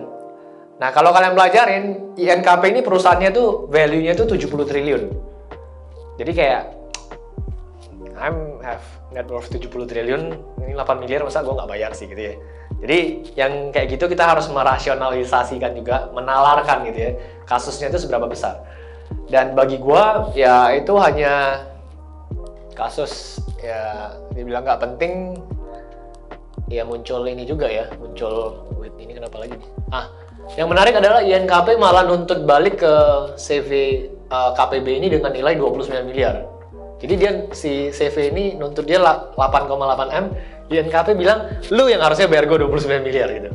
Ini ceritanya. Nah, kalau mau baca kronologi lengkapnya bisa baca yang tadi PDF-nya, laporan informasi di depan tadi. But in my short opinion, hal ini nggak ada masalah buat INKP. So, what interesting thing ya from INKP ini? Jadi kalau kalian pelajarin, di tahun 2016, INKP ini punya ekuitas. Ekuitas tadi yang gue udah jelasin ya, modal bersih sekitar 40 triliun. Kalau teman-teman convert dari laporan keuangannya itu dalam USD, gue kaliin 15.000. Terus di 2016 dia itu punya liabilitas jangka pendek, artinya hutang perusahaan yang harus dibayar dalam 12 bulan sebesar 20,5 triliun. Kas dan setara kasnya pada waktu itu cuman ada setara 3,1 triliun aja. Jadi bayangin nih, dia punya utang jangka pendek yang dalam setahun ke depan tuh harus bayar 20,5 triliun. Tapi duit cash dia tuh pada waktu itu cuman ada 3,1 triliun. Duitnya dari mana dong yang mau bayar gitu ya? Lah berarti di kala itu INKP bisa aja punya masalah untuk memenuhi kewajiban hutang jangka pendeknya dong, Ray. Iya, sangat bisa sekali. Tadi baru ngomongin soal liabilitas jangka pendeknya, belum soal liabilitas jangka panjangnya. Jadi kalau perusahaan nggak survive di kala itu di 2016, karena beban hutang yang besar tadi, harusnya INKP ini nggak ada lagi mungkin namanya di Bursa Efek Indonesia. Bener nggak? Kalau misalnya di 2016 itu dia nggak mampu bayar itu hutang yang 20,5 triliun itu. Tapi, sedangkan di 2021, tadi kan gue bilang 2016, perusahaan ini modal bersihnya baru 40 triliun. Sekarang di 2021, ekuitasnya mencapai 71,3 triliun company ini. Liabilitas jangka pendeknya mencapai 33 triliun. Wah, lebih gila lagi dong dibanding 2016 ya. Jadi, ya perusahaannya bertumbuh, utangnya juga bertumbuh gitu ya. Tapi, apa yang menarik, di tahun 2021, kas dan setara kas INKP ini mencapai 15,8 triliun. Ingat, tadi di 2016, perusahaan punya utang jangka pendeknya itu 6 kali lebih besar. 6,6 kali lebih besar dari kas dan setara kas yang dimiliki di kala itu. Dan INKP pun tetap baik-baik saja. Jadi, bandingin nih, di 2016, dia punya hutang 20,5 triliun. Tapi duit cashnya itu cuma 3,1. Tapi sekarang di yang 2021, utangnya memang 33 triliun jangka pendeknya, tapi duit cashnya ada 15,8, ada setengahnya. Jadi jauh lebih besar, size-nya lebih besar, kekuatannya jauh lebih besar hari ini dibandingin pada 2016. Dan di 2016 dia fine-fine aja, apalagi di sekarang gitu ya. Nah, Fed rate naik ya, suku bunga di Amerika naik, suku bunga di kita juga naik ya, isu inflasi. Apakah itu bakal membuat INKP jadi kesusahan menaikkan harga jual produknya? Oke, tadi gue belum sedikit jelasin ya. INKP ini perusahaan pulp and paper, jadi artinya dia jualan bubur kertas dan tisu ya. Kalau teman-teman tahu, sekarang banyak ya food packaging kayak gitu. Kalau kalian lihat nggak udah pakai box gabus lagi ya, udah pakai kertas gitu ya. Itu banyak produknya Sinarmas juga. Kalian lihat aja APP itu company-nya dia. Terus tisu, dia juga produksi tisu. Bahkan INKP ini salah satu perusahaan yang kelas dunia ya. Jadi dia 50% itu produknya tuh ekspor ya ke Asia kebanyakan. And then apakah pertanyaannya nih ya, apakah orang jadi berhenti atau mengurangi beli kertas dan tisu ya untuk menahan pengeluaran ya gitu ya, kalau misalnya suku bunga naik dan sebagainya apa. Dan ternyata di 2022 EPS-nya ini laba bersihnya itu ke 610 perak ya, melonjak hampir 2 kali lipat dibanding tahun sebelumnya, bahkan nggak pernah mencapai di situ. Q3, Q4-nya nggak tahu. Cuman ya itu, per 2022 ini aja 6 bulan berjalan, laba bersihnya bisa dikatakan, kalian lihat nih, dari 2019 EPS-nya laba bersih per lembar saham ya, 697, 2020 758, 2021 1375, 2022 estimasinya 2146 perak, estimasi ya, belum tentu. Terus yang menarik apa? Jadi di laporan keuangan ini ada yang namanya laporan arus kas ya, atau cash flow statement. Kalau kalian lihat di annual report-nya yang 2021, perusahaan itu melakukan pembelian aset tetap ya, aset dalam pembangunan dan uang muka pembelian aset tetap. Jadi ini kayak dia beli aset tetap ya, beli mesin dan sebagainya. Itu nilainya 407.000 US dollar ini ya. Dikali karena dalam ribuan dolar, terus dikali 15.000 lagi, itu pokoknya nilainya convertnya 6,1 triliun. Jadi perusahaan, kalian bayangin ya, di tengah orang bilang isunya krisis bla bla bla, tapi dia berani ngeluarin duit DP 6,1 triliun untuk perbesar pabriknya dan sebagainya. Jadi kalian mikir lah ya, itu artinya apa. Nah, ini uang muka pembelian aset tetap ya. Uang muka pembelian aset tetap merupakan pembayaran uang muka pembelian suku cadang dan mesin untuk perluasan pabrik pulp, tisu, dan kertas budaya di Perawang, pabrik kertas budaya di Tangerang, dan pabrik kertas industri di Serang. Ini yang tadi gue bilang 6,1 triliun. Jadi dia keluarin DP 6,1 triliun untuk ngelakuin itu. Harusnya logika sederhananya kalau gue ngeliat bisnisnya nggak bagus lah ini kayaknya, ngapain gue harusnya nutupin pabrik dan sebagainya, bukan malah nambah investment kan. Ya itu kalian bisa pikir di situ. Sebenarnya it's a good news ya, artinya perusahaan ngelihat ada demand yang lebih tinggi sehingga berani investasi ke suku cadang dan mesin lagi di pabrik-pabrik yang sudah ada. Dan 6,1 triliun ini baru DP ya, baru down payment ya. Nilai investasinya udah pasti bakal lebih besar lagi. Jadi ini good news lah ya gue bilang ya. Di 2022 lakuin ini artinya perusahaan si long term demand outlook, artinya dia ngelihat ya mungkin ada permintaan yang jauh lebih besar lagi, makanya berani invest lagi ke aset untuk meningkatkan kapasitas produksinya. Nah ini another level of thinking ya. Jadi setiap kali gue bikin study case, kalau teman-teman perhatikan entah itu di story atau di mana, atau bahkan yang di sini, kalian bakal dapetin kan lebih spesifik ya. Kalau di story biasanya cuma lebih sepotong. Gue berusaha untuk ketika gue bahas satu study case, ini juga yang nanti bakal teman-teman nanti kalau misalnya masuk ke private class jadi mentee gue dan sebagainya, gue pengen ngajarin di setiap study case atau hal yang gue sharingin tuh, bisa lihat sudut pandang ini, bisa lihat sudut pandang ini. Jadi tidak terlepas dari value investing tuh, cara ngitung nilai itu cuman gini doang, enggak.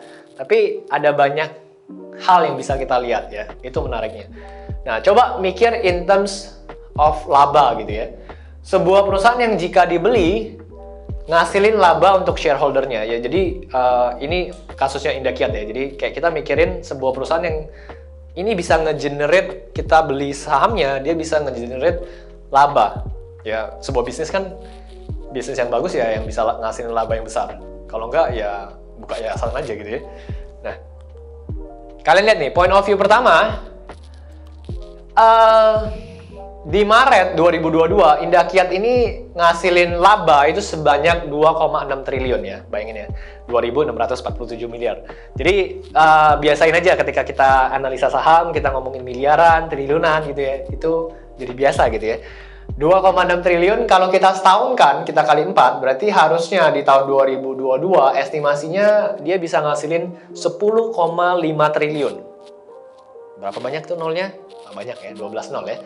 Nah, estimasinya jadi ada namanya EPS ya. EPS ini laba bersih per lembar saham.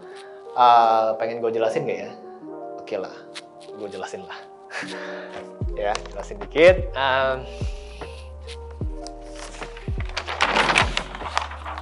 Biar pada jadi EPS itu apa, Ari? Jadi contoh gini ya. Tadi kan kita sempat bilang kita punya warung ayam ya. Nah, warung ayam ini kan katakanlah tadi kita punya modal atau ekuitas tadi ya, 100 juta. Nah,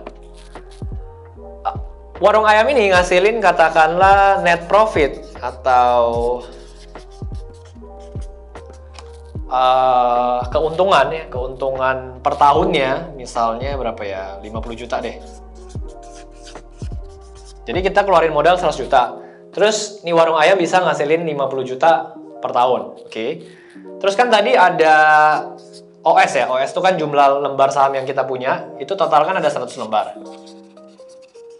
Nah, kan tiap kita nih, tadi kan di ruangan ini punya beda-beda nih per lembar sahamnya ya, right?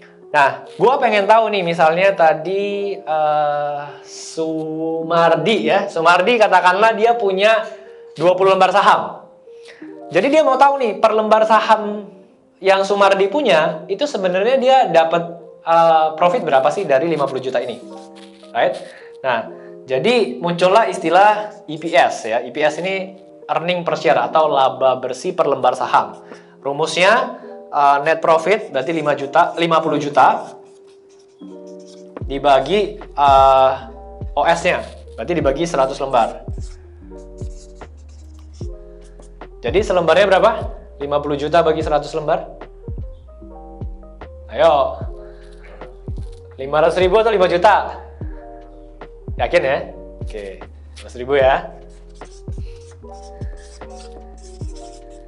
Nah, artinya kalau si Sumardi punya 20 lembar saham, berarti ya udah si Sumardi itu punya 500 ribu kali 20 lembar, berarti dia punya 10 juta, ya kan? Jadi Sumardi dalam setahun dia itu punya net profit 10 juta dari warung ayam ini. Itu maksudnya EPS. Jadi kita supaya tahu selembar saham yang gue punya itu mewakili profitnya berapa sih? Sederhana ya, oke? Nah, belajar saham tuh harus sesederhana mungkin ya, jangan pakai bahasa-bahasa tinggi tapi nggak ngerti ya maksudnya apa ya.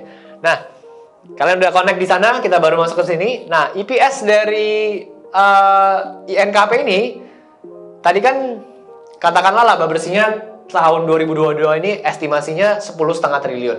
Kita bagi sama jumlah lembar sahamnya itu 5,4 miliar lembar. Jadi dapat per lembar saham INKP itu 1935. Jadi kayak kalau saya punya satu lembar saham INKP, itu seperti dia bisa nyariin gue duit 1935 perak.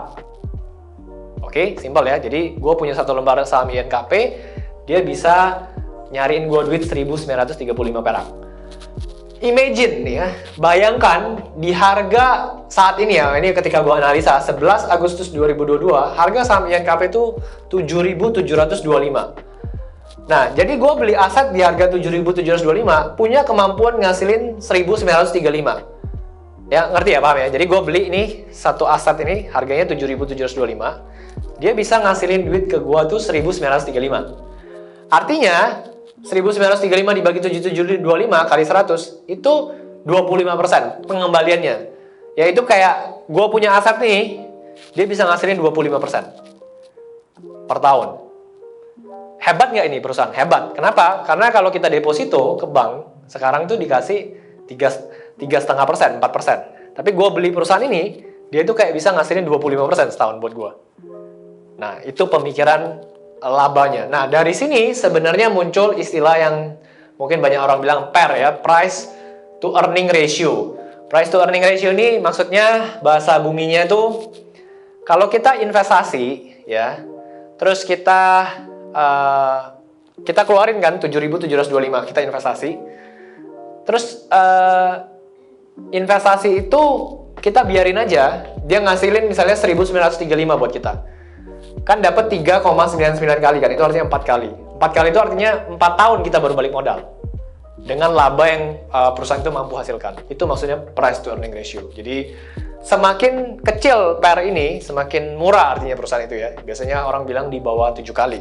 Ya, di ini Indakiat nih 3,9 atau 4 kali lah. Nah, ini point of view pertama ya. Point of view kedua, if I won't take it to conservative ya, balik lagi ya, gue sering pakai kata konservatif itu artinya gue pengen nggak mau terlalu optimis. Anggap tadi kan estimasi labanya 10,5 triliun. Anggap 70% deh yang kecapai ya. Jadi gue nggak pengen hitung 10,5, gue hitung 7,4 triliun. Jadi dalam setahun ini 7,4 triliun. Dengan ekuitas sekarang ya per Maret 2022 74 triliun, laba estimasinya 2022 7,4 triliun, berarti dapat ROE, return ROE ini apa lagi? Oke, kita jelasin lagi ya. Sangat totalitas ya gue ya. Karena pemahaman setiap yang datang nih gue tahu beda-beda. Nah, return on equity ini sebenarnya bahasa gampangnya adalah seberapa besar pengembalian modal kita dari duit yang kita investasikan. Jadi contoh nih, kita punya bisnis ya. Kita punya bisnis warung ayam tadi 100 juta. Kita keluarin modal, right? Dia bisa ngasilin net profit 50 juta setahun. Nah, kan kita udah invest nih ke bisnis ayam ini 100 juta. Terus dia bisa ngasilin ke kita 50 juta setahun. Kita mau tahu return on equity, artinya pengembalian kita ini berapa besar persentasenya. Ya udah, net profitnya 50 juta, kita bagi dengan 100 juta kali 100. Hasilnya 50%. Nah, ROI-nya semakin besar, artinya perusahaan ini semakin efisien dalam mengelola modal yang ada. Nah, jadi kalian bayangin, ini gue kasih tahu ya. Jadi kalau misalnya ada bisnis yang ROI-nya itu bahkan di bawah bunga bank ya. Jadi contohnya misalnya misalnya nih, gue punya duit 10 miliar, terus gue taruhin di deposito, dia ngasih 3,5% setahun. Berarti kan gue nggak usah bisnis, nggak usah ngapa-ngapain, dapat 3,5% setahun, right? Terus gue bisnis nih, ya, gue bikin perusahaan publik gini-gini. Ternyata ROI yang gue bisa hasilin itu cuman 1% atau 0,5. Jadi gue ngeluarin duit 10 miliar, terus gue cuma dapat 0,5%. Mending tutup aja bisnisnya, masukin duit ke bank aja gitu kan. Capek-capekin aja gitu kan. Jadi poinnya adalah di sini semakin besar ROI-nya semakin baik. Nah, problemnya adalah perusahaan yang semakin besar, yang size-nya makin gede, ya entah udah puluhan triliun dan sebagainya, untuk ngasih ROI yang makin besar tuh makin sulit. Jadi kenapa gini? Kalau misalnya gue punya duit 10 juta, terus tahun depan gue jadiin 20 juta, berarti kan naik 100% kan? Gue jual gorengan juga bisa, 10 juta jadi 20 juta. Terus gue punya 1 miliar, gue jadiin 2 miliar, mungkin di saham juga masih bisa naik 100% gitu ya. Tiba-tiba gue pegang 1 triliun hari ini, gimana ya cara jadiin 1 triliun jadi 2 triliun? Ya kan, kendaraan bisnisnya mungkin susah, nggak bisa gue buka gorengan seberapa banyak ya gerobaknya 1 triliun gitu kan. Paham ya? Jadi semakin besar perusahaan itu modalnya, maka semakin challenging untuk dia kelola, untuk percentage-nya makin gede. Oke? Nah, jadi ini dalam kasus ini INKP ini kita anggap ROI-nya 10% aja. Nah, ini gue kasih lah perhitungan atau termasuk ini cara valuasi yang sederhana. Kalau ROI 10%, return on equity-nya 10%, maka PBV ya, PBV itu tadi yang gue bilang price to book value-nya selayaknya 1 kali ya. Jadi kalau ROI-nya 10%, katakanlah PBV-nya harusnya 1 kali nih. Pakai angka yang sesuai laporan keuangan tanpa pengurangan-pengurangan yang versi book value-nya 1.754 per lembar saham, maka ekuitasnya yang 74 triliun di Maret 2022 itu dibagi 5,4 miliar lembar saham, Harusnya itu book value-nya atau nilai buku yang tadi gue ajarin sebelumnya itu 13.525 per lembar saham harusnya. Oke. Nah, ini point of view 3. Ya, ini gue nggak bisa ajarin di sini. Ini materi di private class, cuman gue cepat aja. Intinya, katakanlah gue temuin intrinsic value-nya di 2021 tuh 21.000 ya. Terus kalau menurut perhitungan valuasi tambahan itu pokoknya ada materinya, harusnya 28.000. Tapi itu karena di Maret itu labanya besar, jadi valuasinya bisa mahal. Cuman gue nggak pakai dua angka ini, gue anggap yang intrinsic value 2021 ini, yang 21.000 ini, anggap 70% aja target harganya dari situ ya, to make it konservatif ya, sekali lagi konservatif. Berarti gue dapat angka tengah-tengahnya lah ya, valuasinya tuh 15.143. Ambil ini sebagai patokan valuasi angka yang di tengah-tengah. Anggap ya, ini gue bilang ya, anggap ini ketinggian karena INKP punya laba yang cukup fluktuatif tiap tahun. Jadi 15.143 per lembar saham, udah pakai asumsi angka-angka konservatif sesuai dengan kinerja yang terbaru, yang udah didiskon lagi perhitungan konservatif sekali lagi. Ini gue bilang ya, harusnya kalau laporan Q2 muncul, laba bisa mengikuti Q1, harga saham should be ngikut aja. Ya ini karena pas gue analisa dia masih Maret 2022. Sekarang Q2-nya udah keluar, labanya besar ya memang ya. Dan, nah, ini balik ya, risk reward-nya adalah kalau di harga saat ini ya, waktu itu 7.725, maka penurunan yang bisa aja terjadi itu gue lihat waktu itu dia sempat dihargain 5.500 ya di 17 Mei 2019. Dia sempat dihargain segitu. Jadi possibility penurunannya bisa aja di 28%. Tapi ini ada tapinya ya. Dari 18 Juni 2021 sampai 11 Agustus 2022 itu udah 1 tahun 2 bulan. INKP udah cukup lama sideways. Sideways tuh harga sahamnya di situ-situ aja ya. Di average 7.000 sampai 8.000 per lembar saham. Ya udah 1 tahun 2 bulan harganya di 7.000, 8.000, segitu aja.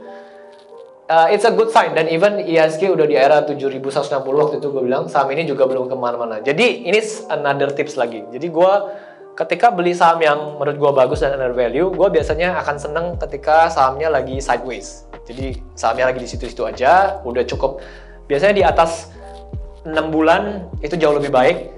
Artinya kalau bahasa-bahasa yang canggihnya itu bandar sedang ngumpulin barang ya, atau maksudnya itu mungkin kalau fund manager atau ya perusahaan reksadana dan sebagainya yang punya duit gede gitu ya, mereka mau kolek saham itu biasanya dia nggak akan beli langsung sekaligus, mereka harus nyicil. Karena misalnya dia mau masuk INKP 1 triliun, nggak mungkin dia sekali langsung beli segitu banyak karena harga sahamnya akan langsung naik banyak. Jadi mereka biasanya kalau kita yang masih, ya gue yang masih kecil gini ya, ratusan juta, miliaran beli itu, berapa kali beli udah kelar. Mereka mungkin harus berbulan-bulan dikumpulin, jadi biar harganya nggak naik.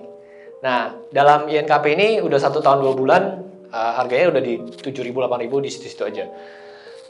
Rewardnya tadi ya, anggap beli di 7.725, target harganya 15 ribuan, itu 96% upside-nya. Risk reward-nya 1 banding 3,4 kali. Tadi gue bilang kan, minimal biasanya gue tertariknya invest di saham-saham yang minimal 1 banding 3, minimal. Oke?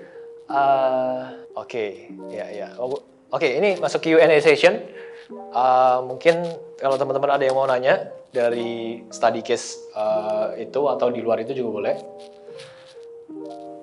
Ketika kita mulai investasi saham, Ya. apa yang buat kamu beli lagi? Nah, Apakah kamu memang sebenarnya budget kamu total semuanya, tapi kamu bagi dalam berapa bulan? Apa ketika kamu beli, terus next ada sinyal laporan yang membuat kamu jadi beli lagi? beli lagi, gitu. oke. Terus apa ya tadi? Itu aja ya. Nah itu dulu deh. Ini Thank you. pertanyaannya diwakilkan ya, Bre? Enggak. Oke. Sure. Jadi sebenarnya gini, kalau ditanya, gue biasanya beli saham langsung sekaligus atau berkali-kali gitu ya. Tadi itu kebetulan sebenarnya memang karena ada saham yang gue switch ya, gue jual dulu terus baru dia cair dan sebagainya, baru gue belinya jadi bertahap gitu, jadi 4-5 kali gitu lah ya. Sebenarnya itu harusnya bisa gue selesain cuman 1-2 kali gitu lah.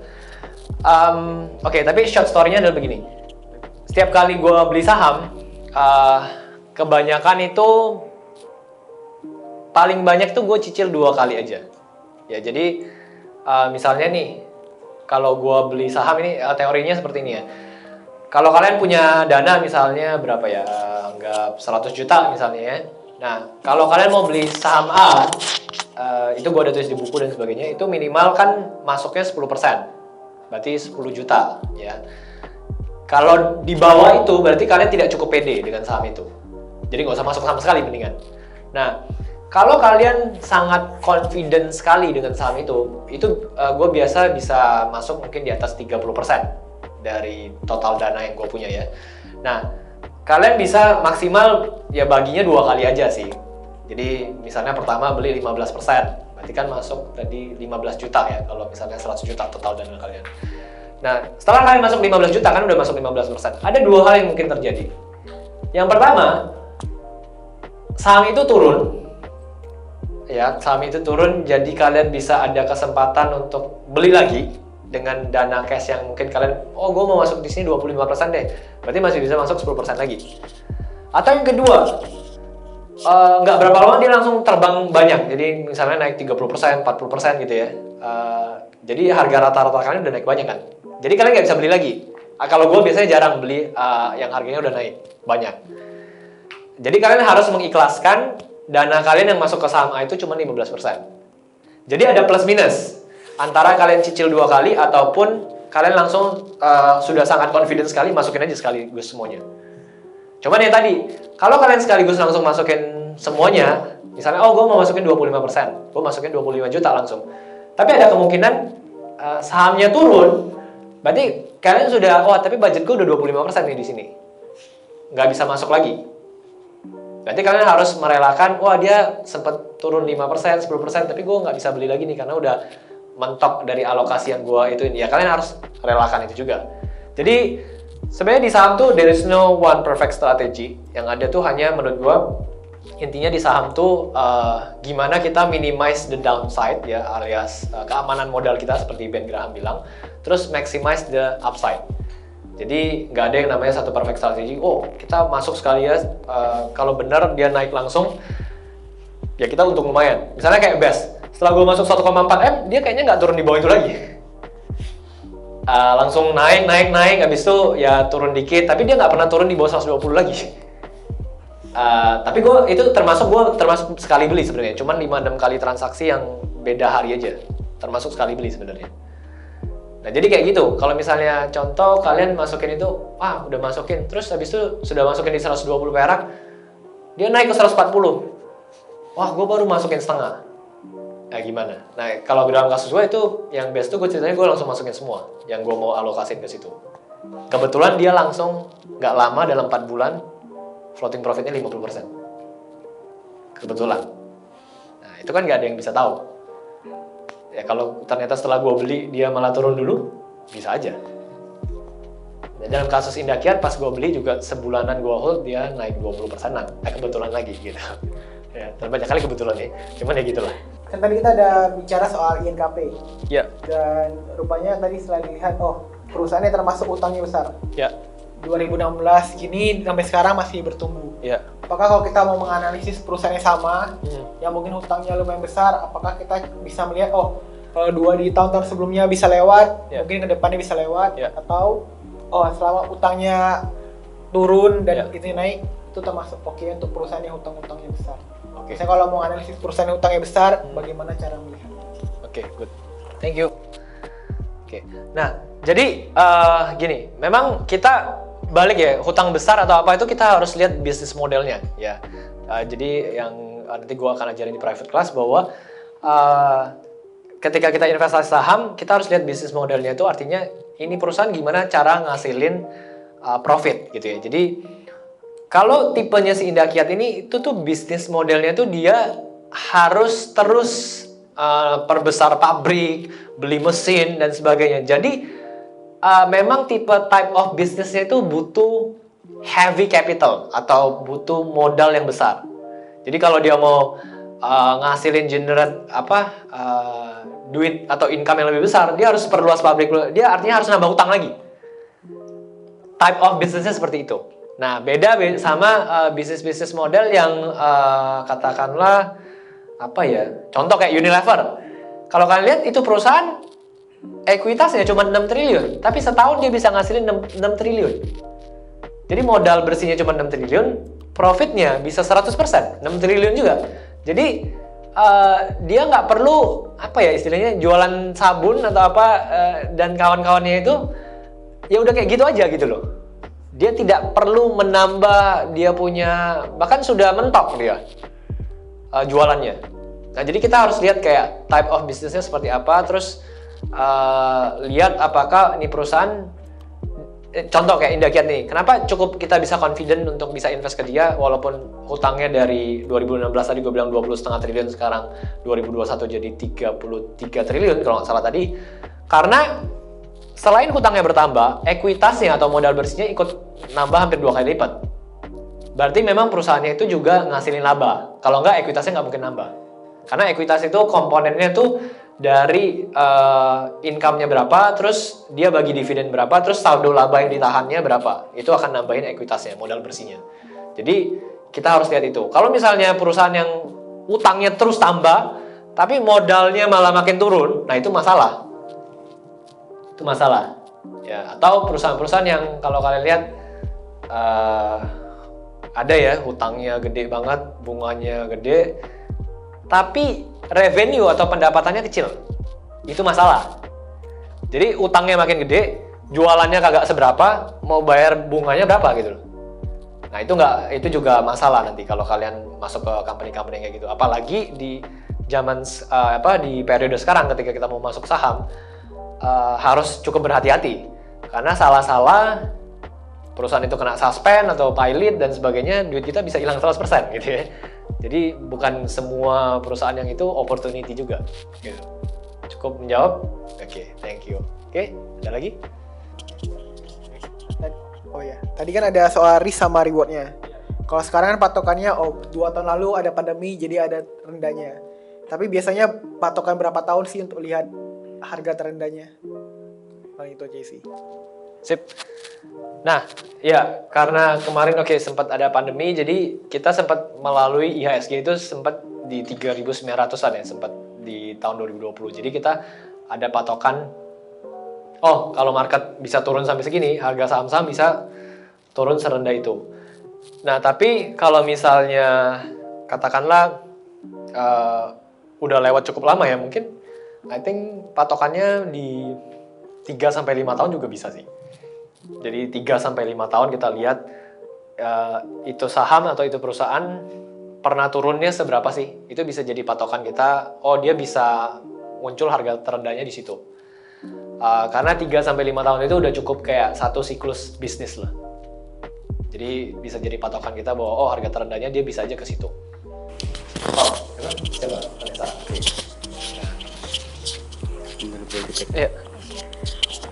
Ada yang mau tanya, kan di 2023 kan banyak berita mau resesi, ekonomi jelek gitu kan. Jadi kan lupakan aja, tidur aja kita. Terus kan lu pernah bilang harus hindari perusahaan-perusahaan yang hutangnya besar, apalagi yang DER-nya lebih dari 1 kali. Ya kan.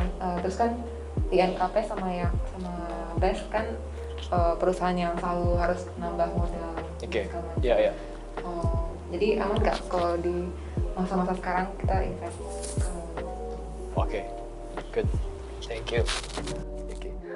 Oke, jadi gue sempat kasih tahu ya, Vanessa ini salah satu mentee di private class juga. Jadi gue sempat ngasih share ada info lah, bukan info lah, insight lah biasanya. Biasa kalau gue ada kepikiran sesuatu, gue share ke mentee. Jadi tadi balik lagi, gue sempat mention bahwa coba kita hindari perusahaan-perusahaan yang DER-nya di atas 1 itu artinya hutangnya jauh lebih besar dibandingin si ekuitasnya atau modal bersihnya. Kalau INKP ini sebenarnya ya di atas 1 kalau nggak salah ya, di atas 1 ya. Nah, tapi balik lagi adalah kita dalam value investing itu nggak mungkin nggak mungkin ketemu satu perfect company. Ya, nggak mungkin ketemu satu perusahaan yang sempurna. Jadi pasti akan ada plusnya di sini, minusnya minusnya kita bisa toleransi nggak gitu loh. Ya tadi, minusnya bisa toleransi nggak tergantung risk rewardnya. Semakin besar rewardnya, risknya cuma 1, berarti ya kita akan semakin aman di situ. Gitu. Jadi I think kalau dalam kasus Indakiat dan Best ini gue masih cukup nyaman kalau tadi pertanyaannya khusus ke company ini. Tapi kalau misalnya kita bilang kayak katakanlah perusahaan konstruksi ya, kalau kalian lihat ya ada kayak BUMN dan sebagainya yang bisa mungkin udah 8 kali, 10 kali DR-nya gitu ya. Itu gue nggak berani masuk ya. Karena kontraknya belum jelas, beban bunganya jalan terus gitu ya. Nah, company-company yang kayak gitu yang mungkin akan cukup kesulitan ketika ekonomi melambat, project pada harus di hold dan sebagainya, mereka nggak bisa dapat revenue tapi beban bunga jalan terus. Nah, itu yang mungkin gue bisa jawab. Kira-kira cukup menjawab? Yes? Oke. Gue mau nanya Ray, gimana cara lu nentuin resiko dari suatu saham itu? Apakah cukup dari harga masa lalunya aja? Soalnya kalau dari masa lalu aja tuh kan nggak ada jaminan bahwa harganya di situ kan bisa turun jauh dari harga masa lalunya gitu. Kalau emang udah cuma dengan harga masa lalunya aja, biasa lu pakai rentang waktu berapa gitu ke belakangnya sehingga risknya di situ gitu. Oke. Oke, good. Oke, thank you Hari buat pertanyaannya. Nah, memang biasanya karena sejak ada pandemi ini ya tadi sempat market kita di 2020 itu sempat ke 3.900 which is sudah cukup rendah ya dibandingin tahun-tahun sebelumnya. Jadi sebenarnya di 2020 itu menurut gue cukup valid kalau kita mau lihat sebuah saham tuh bisa turun seberapa parah. Karena pada waktu itu saham bagus dan saham jelek sama-sama turun. Ya gitu ya. Jadi I think kalau pakai patokan 2020 itu cukup valid untuk kita lihat, oh worst case-nya ketika market anjlok bisa aja saham kita yang kita sedang incar nih turun ke harga situ. Jadi I think itu udah cukup oke. Nah tapi kalau di luar itu katakanlah kita nanti udah melewati tahun-tahun berikutnya mungkin standar 3-5 tahun ya tadi gue udah sempat bilang itu bisa kita lihat 3-5 tahun ini saham pernah turun sampai seberapa gitu loh. Terus tadi kalau ditanya apakah bisa valid banget nggak sih kalau di masa bisa aja dia turun lebih dalam, bisa aja. Nah itu yang kita nggak bisa totally predict sebenarnya. Jadi makanya dalam step analisanya tuh di depannya kita harus kerjain beres dulu di depan. Jadi sebisa mungkin risknya kita udah pahami dulu, oh perusahaan ini bisnis modelnya kayak gini, manajemennya siapa, valuasinya gimana, kita nyaman nggak masuk, baru kita masuk. Jadi itu harus komplit, nggak bisa kayak cuman salah satu doang. Nah tapi kalau ditanya kayak ada nggak kemungkinan dia turun lebih di bawah harga masal, bisa aja ketika perusahaan itu ya di masa depan nggak survive, jelek, bad management, labanya anjlok parah, prospeknya suram, ya market akan menjudge dia jauh di bawah harga masa lalu. That can be happen gitu loh. Cuman makanya ketika kita lakuin PR-nya semua di depan dengan lebih selektif, hopefully hal itu minim terjadi. Makanya kan tadi kalian perhatiin dari step proses gue bilang bisnis modelnya, manajemen yang di belakangnya siapa, foundernya, ownernya, itu semua sebenarnya langkah-langkah preventif kita untuk kayak nggak masuk ke saham yang nggak jelas gitu. Oke, cukup menjawab Hari? Oke, sip. Oke, thank you Bang Ray. Yang saya mau tanyakan itu mengenai manajemen atau orang-orang di belakang perusahaan yang mau kita beli nih. Contoh, tadi kan Bang Ray kasih contoh perusahaan BES. Jadi kan di situ perusahaan BES dari pemiliknya The Linking Family ya, sama pengendalinya PT apa itu menguasai kurang lebih 51% ya. Nah, ada nggak saran atau masukan ke kita, bagusnya perusahaan yang mau kita masukin itu apakah saham yang dia punya sendiri atau pengendali itu ada nggak patokan berapa persennya? Misalnya contoh saham yang beredar di masyarakat mungkin terlalu banyak, misalnya 80%, pengendali hanya megang 20% aja gitu. Apakah aman atau enggak gitu? Itu aja sih. Good question. Oke, tadi kalau langsung pertanyaannya masyarakatnya 80%, pengendalinya 20%, udah pasti gue nggak masuk. Ya, jadi tadi standarnya gampang. Pengendali ya ini ya untuk manajemen. Jadi kunci di value investing untuk manajemen, pastikan 51% minimal itu dipegang sama pengendalinya sendiri. Itu entah mau satu perusahaan, dua perusahaan, oke. Tapi minimal 51% dipegang sama pengendali atau foundernya. Ya, lebih bagus lagi kalau poin plusnya ada founder atau ada direksinya atau ada orang-orang yang memang punya kepentingan di situ, mereka masih di dalam situ. Ya, itu mengartikan bahwa gue masih take care sama bisnis gue. Ya, kalau kalian lihat banyak lah contoh kasus. Ini gue, kenapa? Ini juga salah satu kenapa gue nggak pernah beli saham IPO.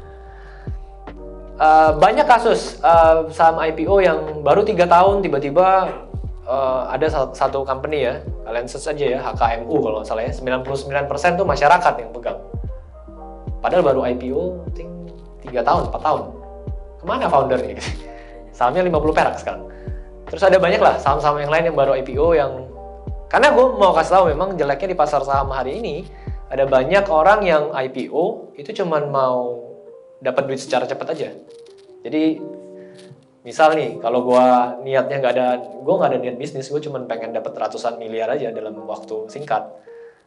Gue bikin aja company ini, bisnisnya ini, terus jual ke publik sahamnya, terserap nih, dapat nih gue 300M langsung di depan. Buat orang yang nggak beneran bisnis, sampai kapan ya gue bisnis ngumpulin berapa M, belum terkumpul 300M juga.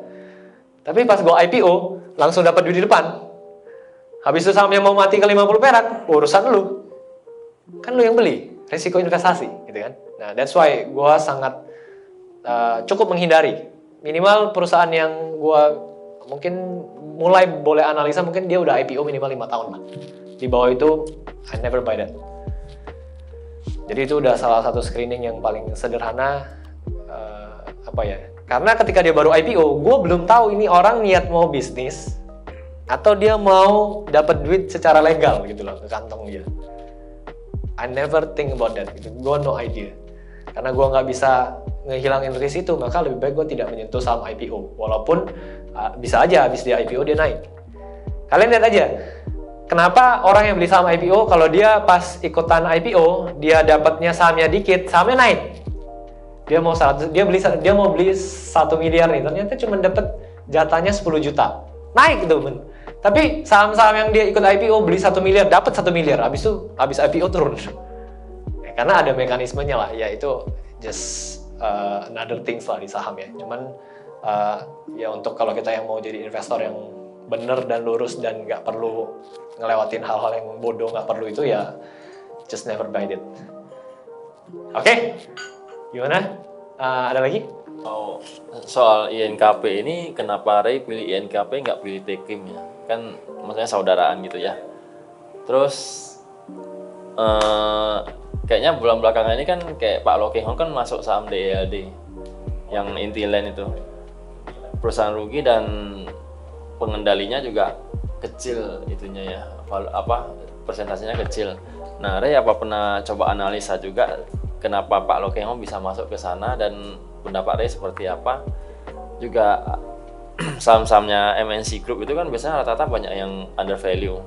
Apakah Ray juga pernah perhatiin kenapa ada analisa nggak di grup MNC? Makasih. Lupa pertanyaannya. Oke, pertanyaan. Kenapa beli INKP nggak Tekim ya? Tekim itu perusahaannya PT Ciwi Kimia ini, perusahaan grupnya Sinarmas juga sama di bidang pulp and paper ini juga. Kalau ditanya kenapa gue nggak beli Tekim dibanding INKP, kalau kalian buka laporan Tekim itu, labanya kalau kalian perhatiin, jadi kan biasa ada laba bersih itu ya, di atasnya itu kan ada pendapatan dan sebagainya. Kalau kalian lihat, dia banyak pendapatan dari bukan dari core bisnisnya, jadi pendapatan lain-lain kayak gitu. Jadi itu satu poin minus yang gue nggak suka, dimana setiap kali gue invest saham, ya gue harus tahu bahwa bisnisnya itu memang ngasilin duit dari operasi bisnisnya, bukan dari yang lain-lain. Jadi kalau kalian lihat ada nih misalnya, kalian coba search nanti apa ya, kode sahamnya Diva kalau nggak salah ya, PT Distribusi Voucher Nusantara bla bla bla. Ada satu masa di mana EPS-nya tiba-tiba gede, kalian buka aja RTI, ada itu ya, EPS-nya gede tiba-tiba. Tapi kalau kalian cuma lihat di situ, kalian nggak bisa ketahuan kalau ternyata laba bersih dia yang tiba-tiba gede itu karena ada keuntungan investasi lainnya. Jadi dia ada invest beli saham, terus sahamnya itu floating profit, terus dimasukin laba bersih itu. Jadi lucu kan sama perusahaan kayak gitu, gue gak akan beli. Nah itu kalau kalian lihat, ternyata itu grup PAN sama ada MCAS integrasi ya, MCAS, terus NVCX, bla bla, dan grupnya itulah.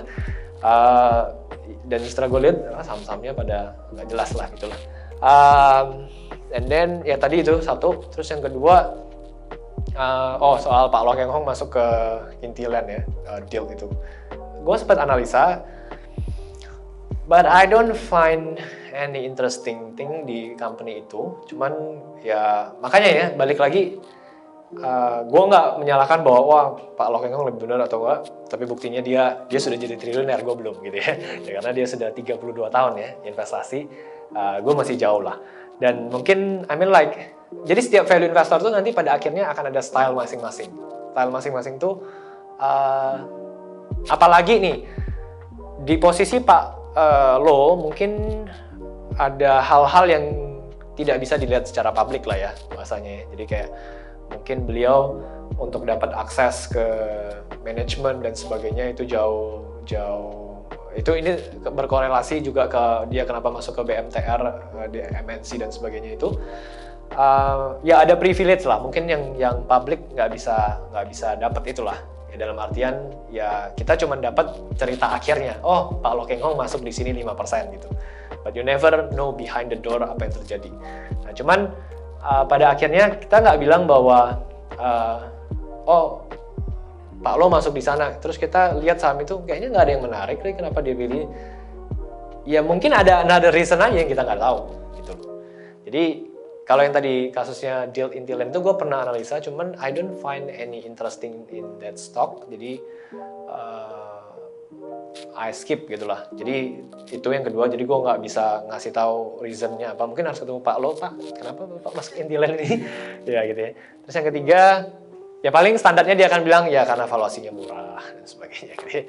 Nah kalau yang grup MNC, gue pernah masuk ke MNCN kalau nggak salah, tapi sebentar aja cuman pokoknya gue lepas di 20% something lah, udah lama. Bis itu nggak pernah masuk lagi, and then nggak tahu ya, gue agak kurang suka aja sih sama type of managementnya lah gitu, yang khususnya itu ya. Selain itu, ya bukan bilang nggak boleh beli grupnya MNC, boleh-boleh aja. Yang penting kan reason kita cukup kuat kan gitu kan. Sama selama intinya adalah why I buy this stock than others gitu loh. Ya, jadi setiap value investor kan tadi gue bilang punya gaya masing-masing. Intinya adalah kita tahu, oh gue lebih milih ini nih dibanding si B.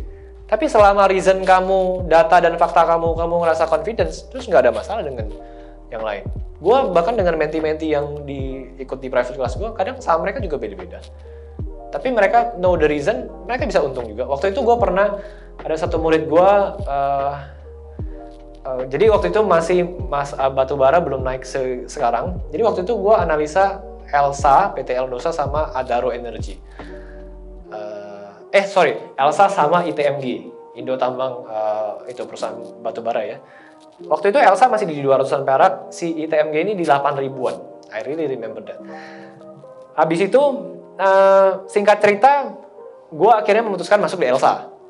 Nah, terus murid gue, menti gue masuk di ITMG di 8 ribuan. Saham gue, Elsa itu 2 bulan naik 70-an%, terus di bulan ketiga naik 133%. Gue untung di situ. Terus ITMG ini naik banyak juga, ke 12 ribuan, habis itu sekarang kalau kalian lihat udah 40 ribuan something. Sudah naik, I think 4-5 kali lipat lah gitu ya. Tapi gue nggak tahu menti itu dia lepas di berapa, cuman kayaknya minimal di 100%-an. Sama-sama untung kita. Cuman sahamnya beda aja gitu. Cuma kenapa kalau ditanya, Ray kenapa lu nggak milih ITMG waktu itu? I think gue tidak sempat dive in analisis yang lebih jauh, dan gue lebih banyak analisa di Elsa-nya. Akhirnya gue lebih confident sana, gue masuk di sana. Nah mungkin menti gue, dia malah nggak beli Elsa, belum sempat analisa di situ. Dia masuknya, dia analisa di TMG, dia confident sama itu, dia masuk, selesai. Untung juga. Jadi nggak ada masalah gitu. Jadi I mean like, jangan kayak jadinya kita sesama value investor, oh beda ya dia masuk ini, oh, apa gue salah gitu ya. Justru kalian harus diuji mentalitas kalian. Apa yang kalian beli itu kalian benar-benar tahu nggak? Gitu. Kalau orang lain beda sama kalian dan kalian tetap yakin, ya berarti good. Berarti kalian sudah doing your homework. Tapi kalau orang lain beda, terus kalian malah, oh iya kayaknya dia yang bener deh. Ganti aja lah. Tahu-tahu saham kalian yang naik, saham dia nyungsep. Ya kan itu bisa juga. Ya. Jadi itu. Oke, cukup jawab menurut Tante. Thank you ya. Oke.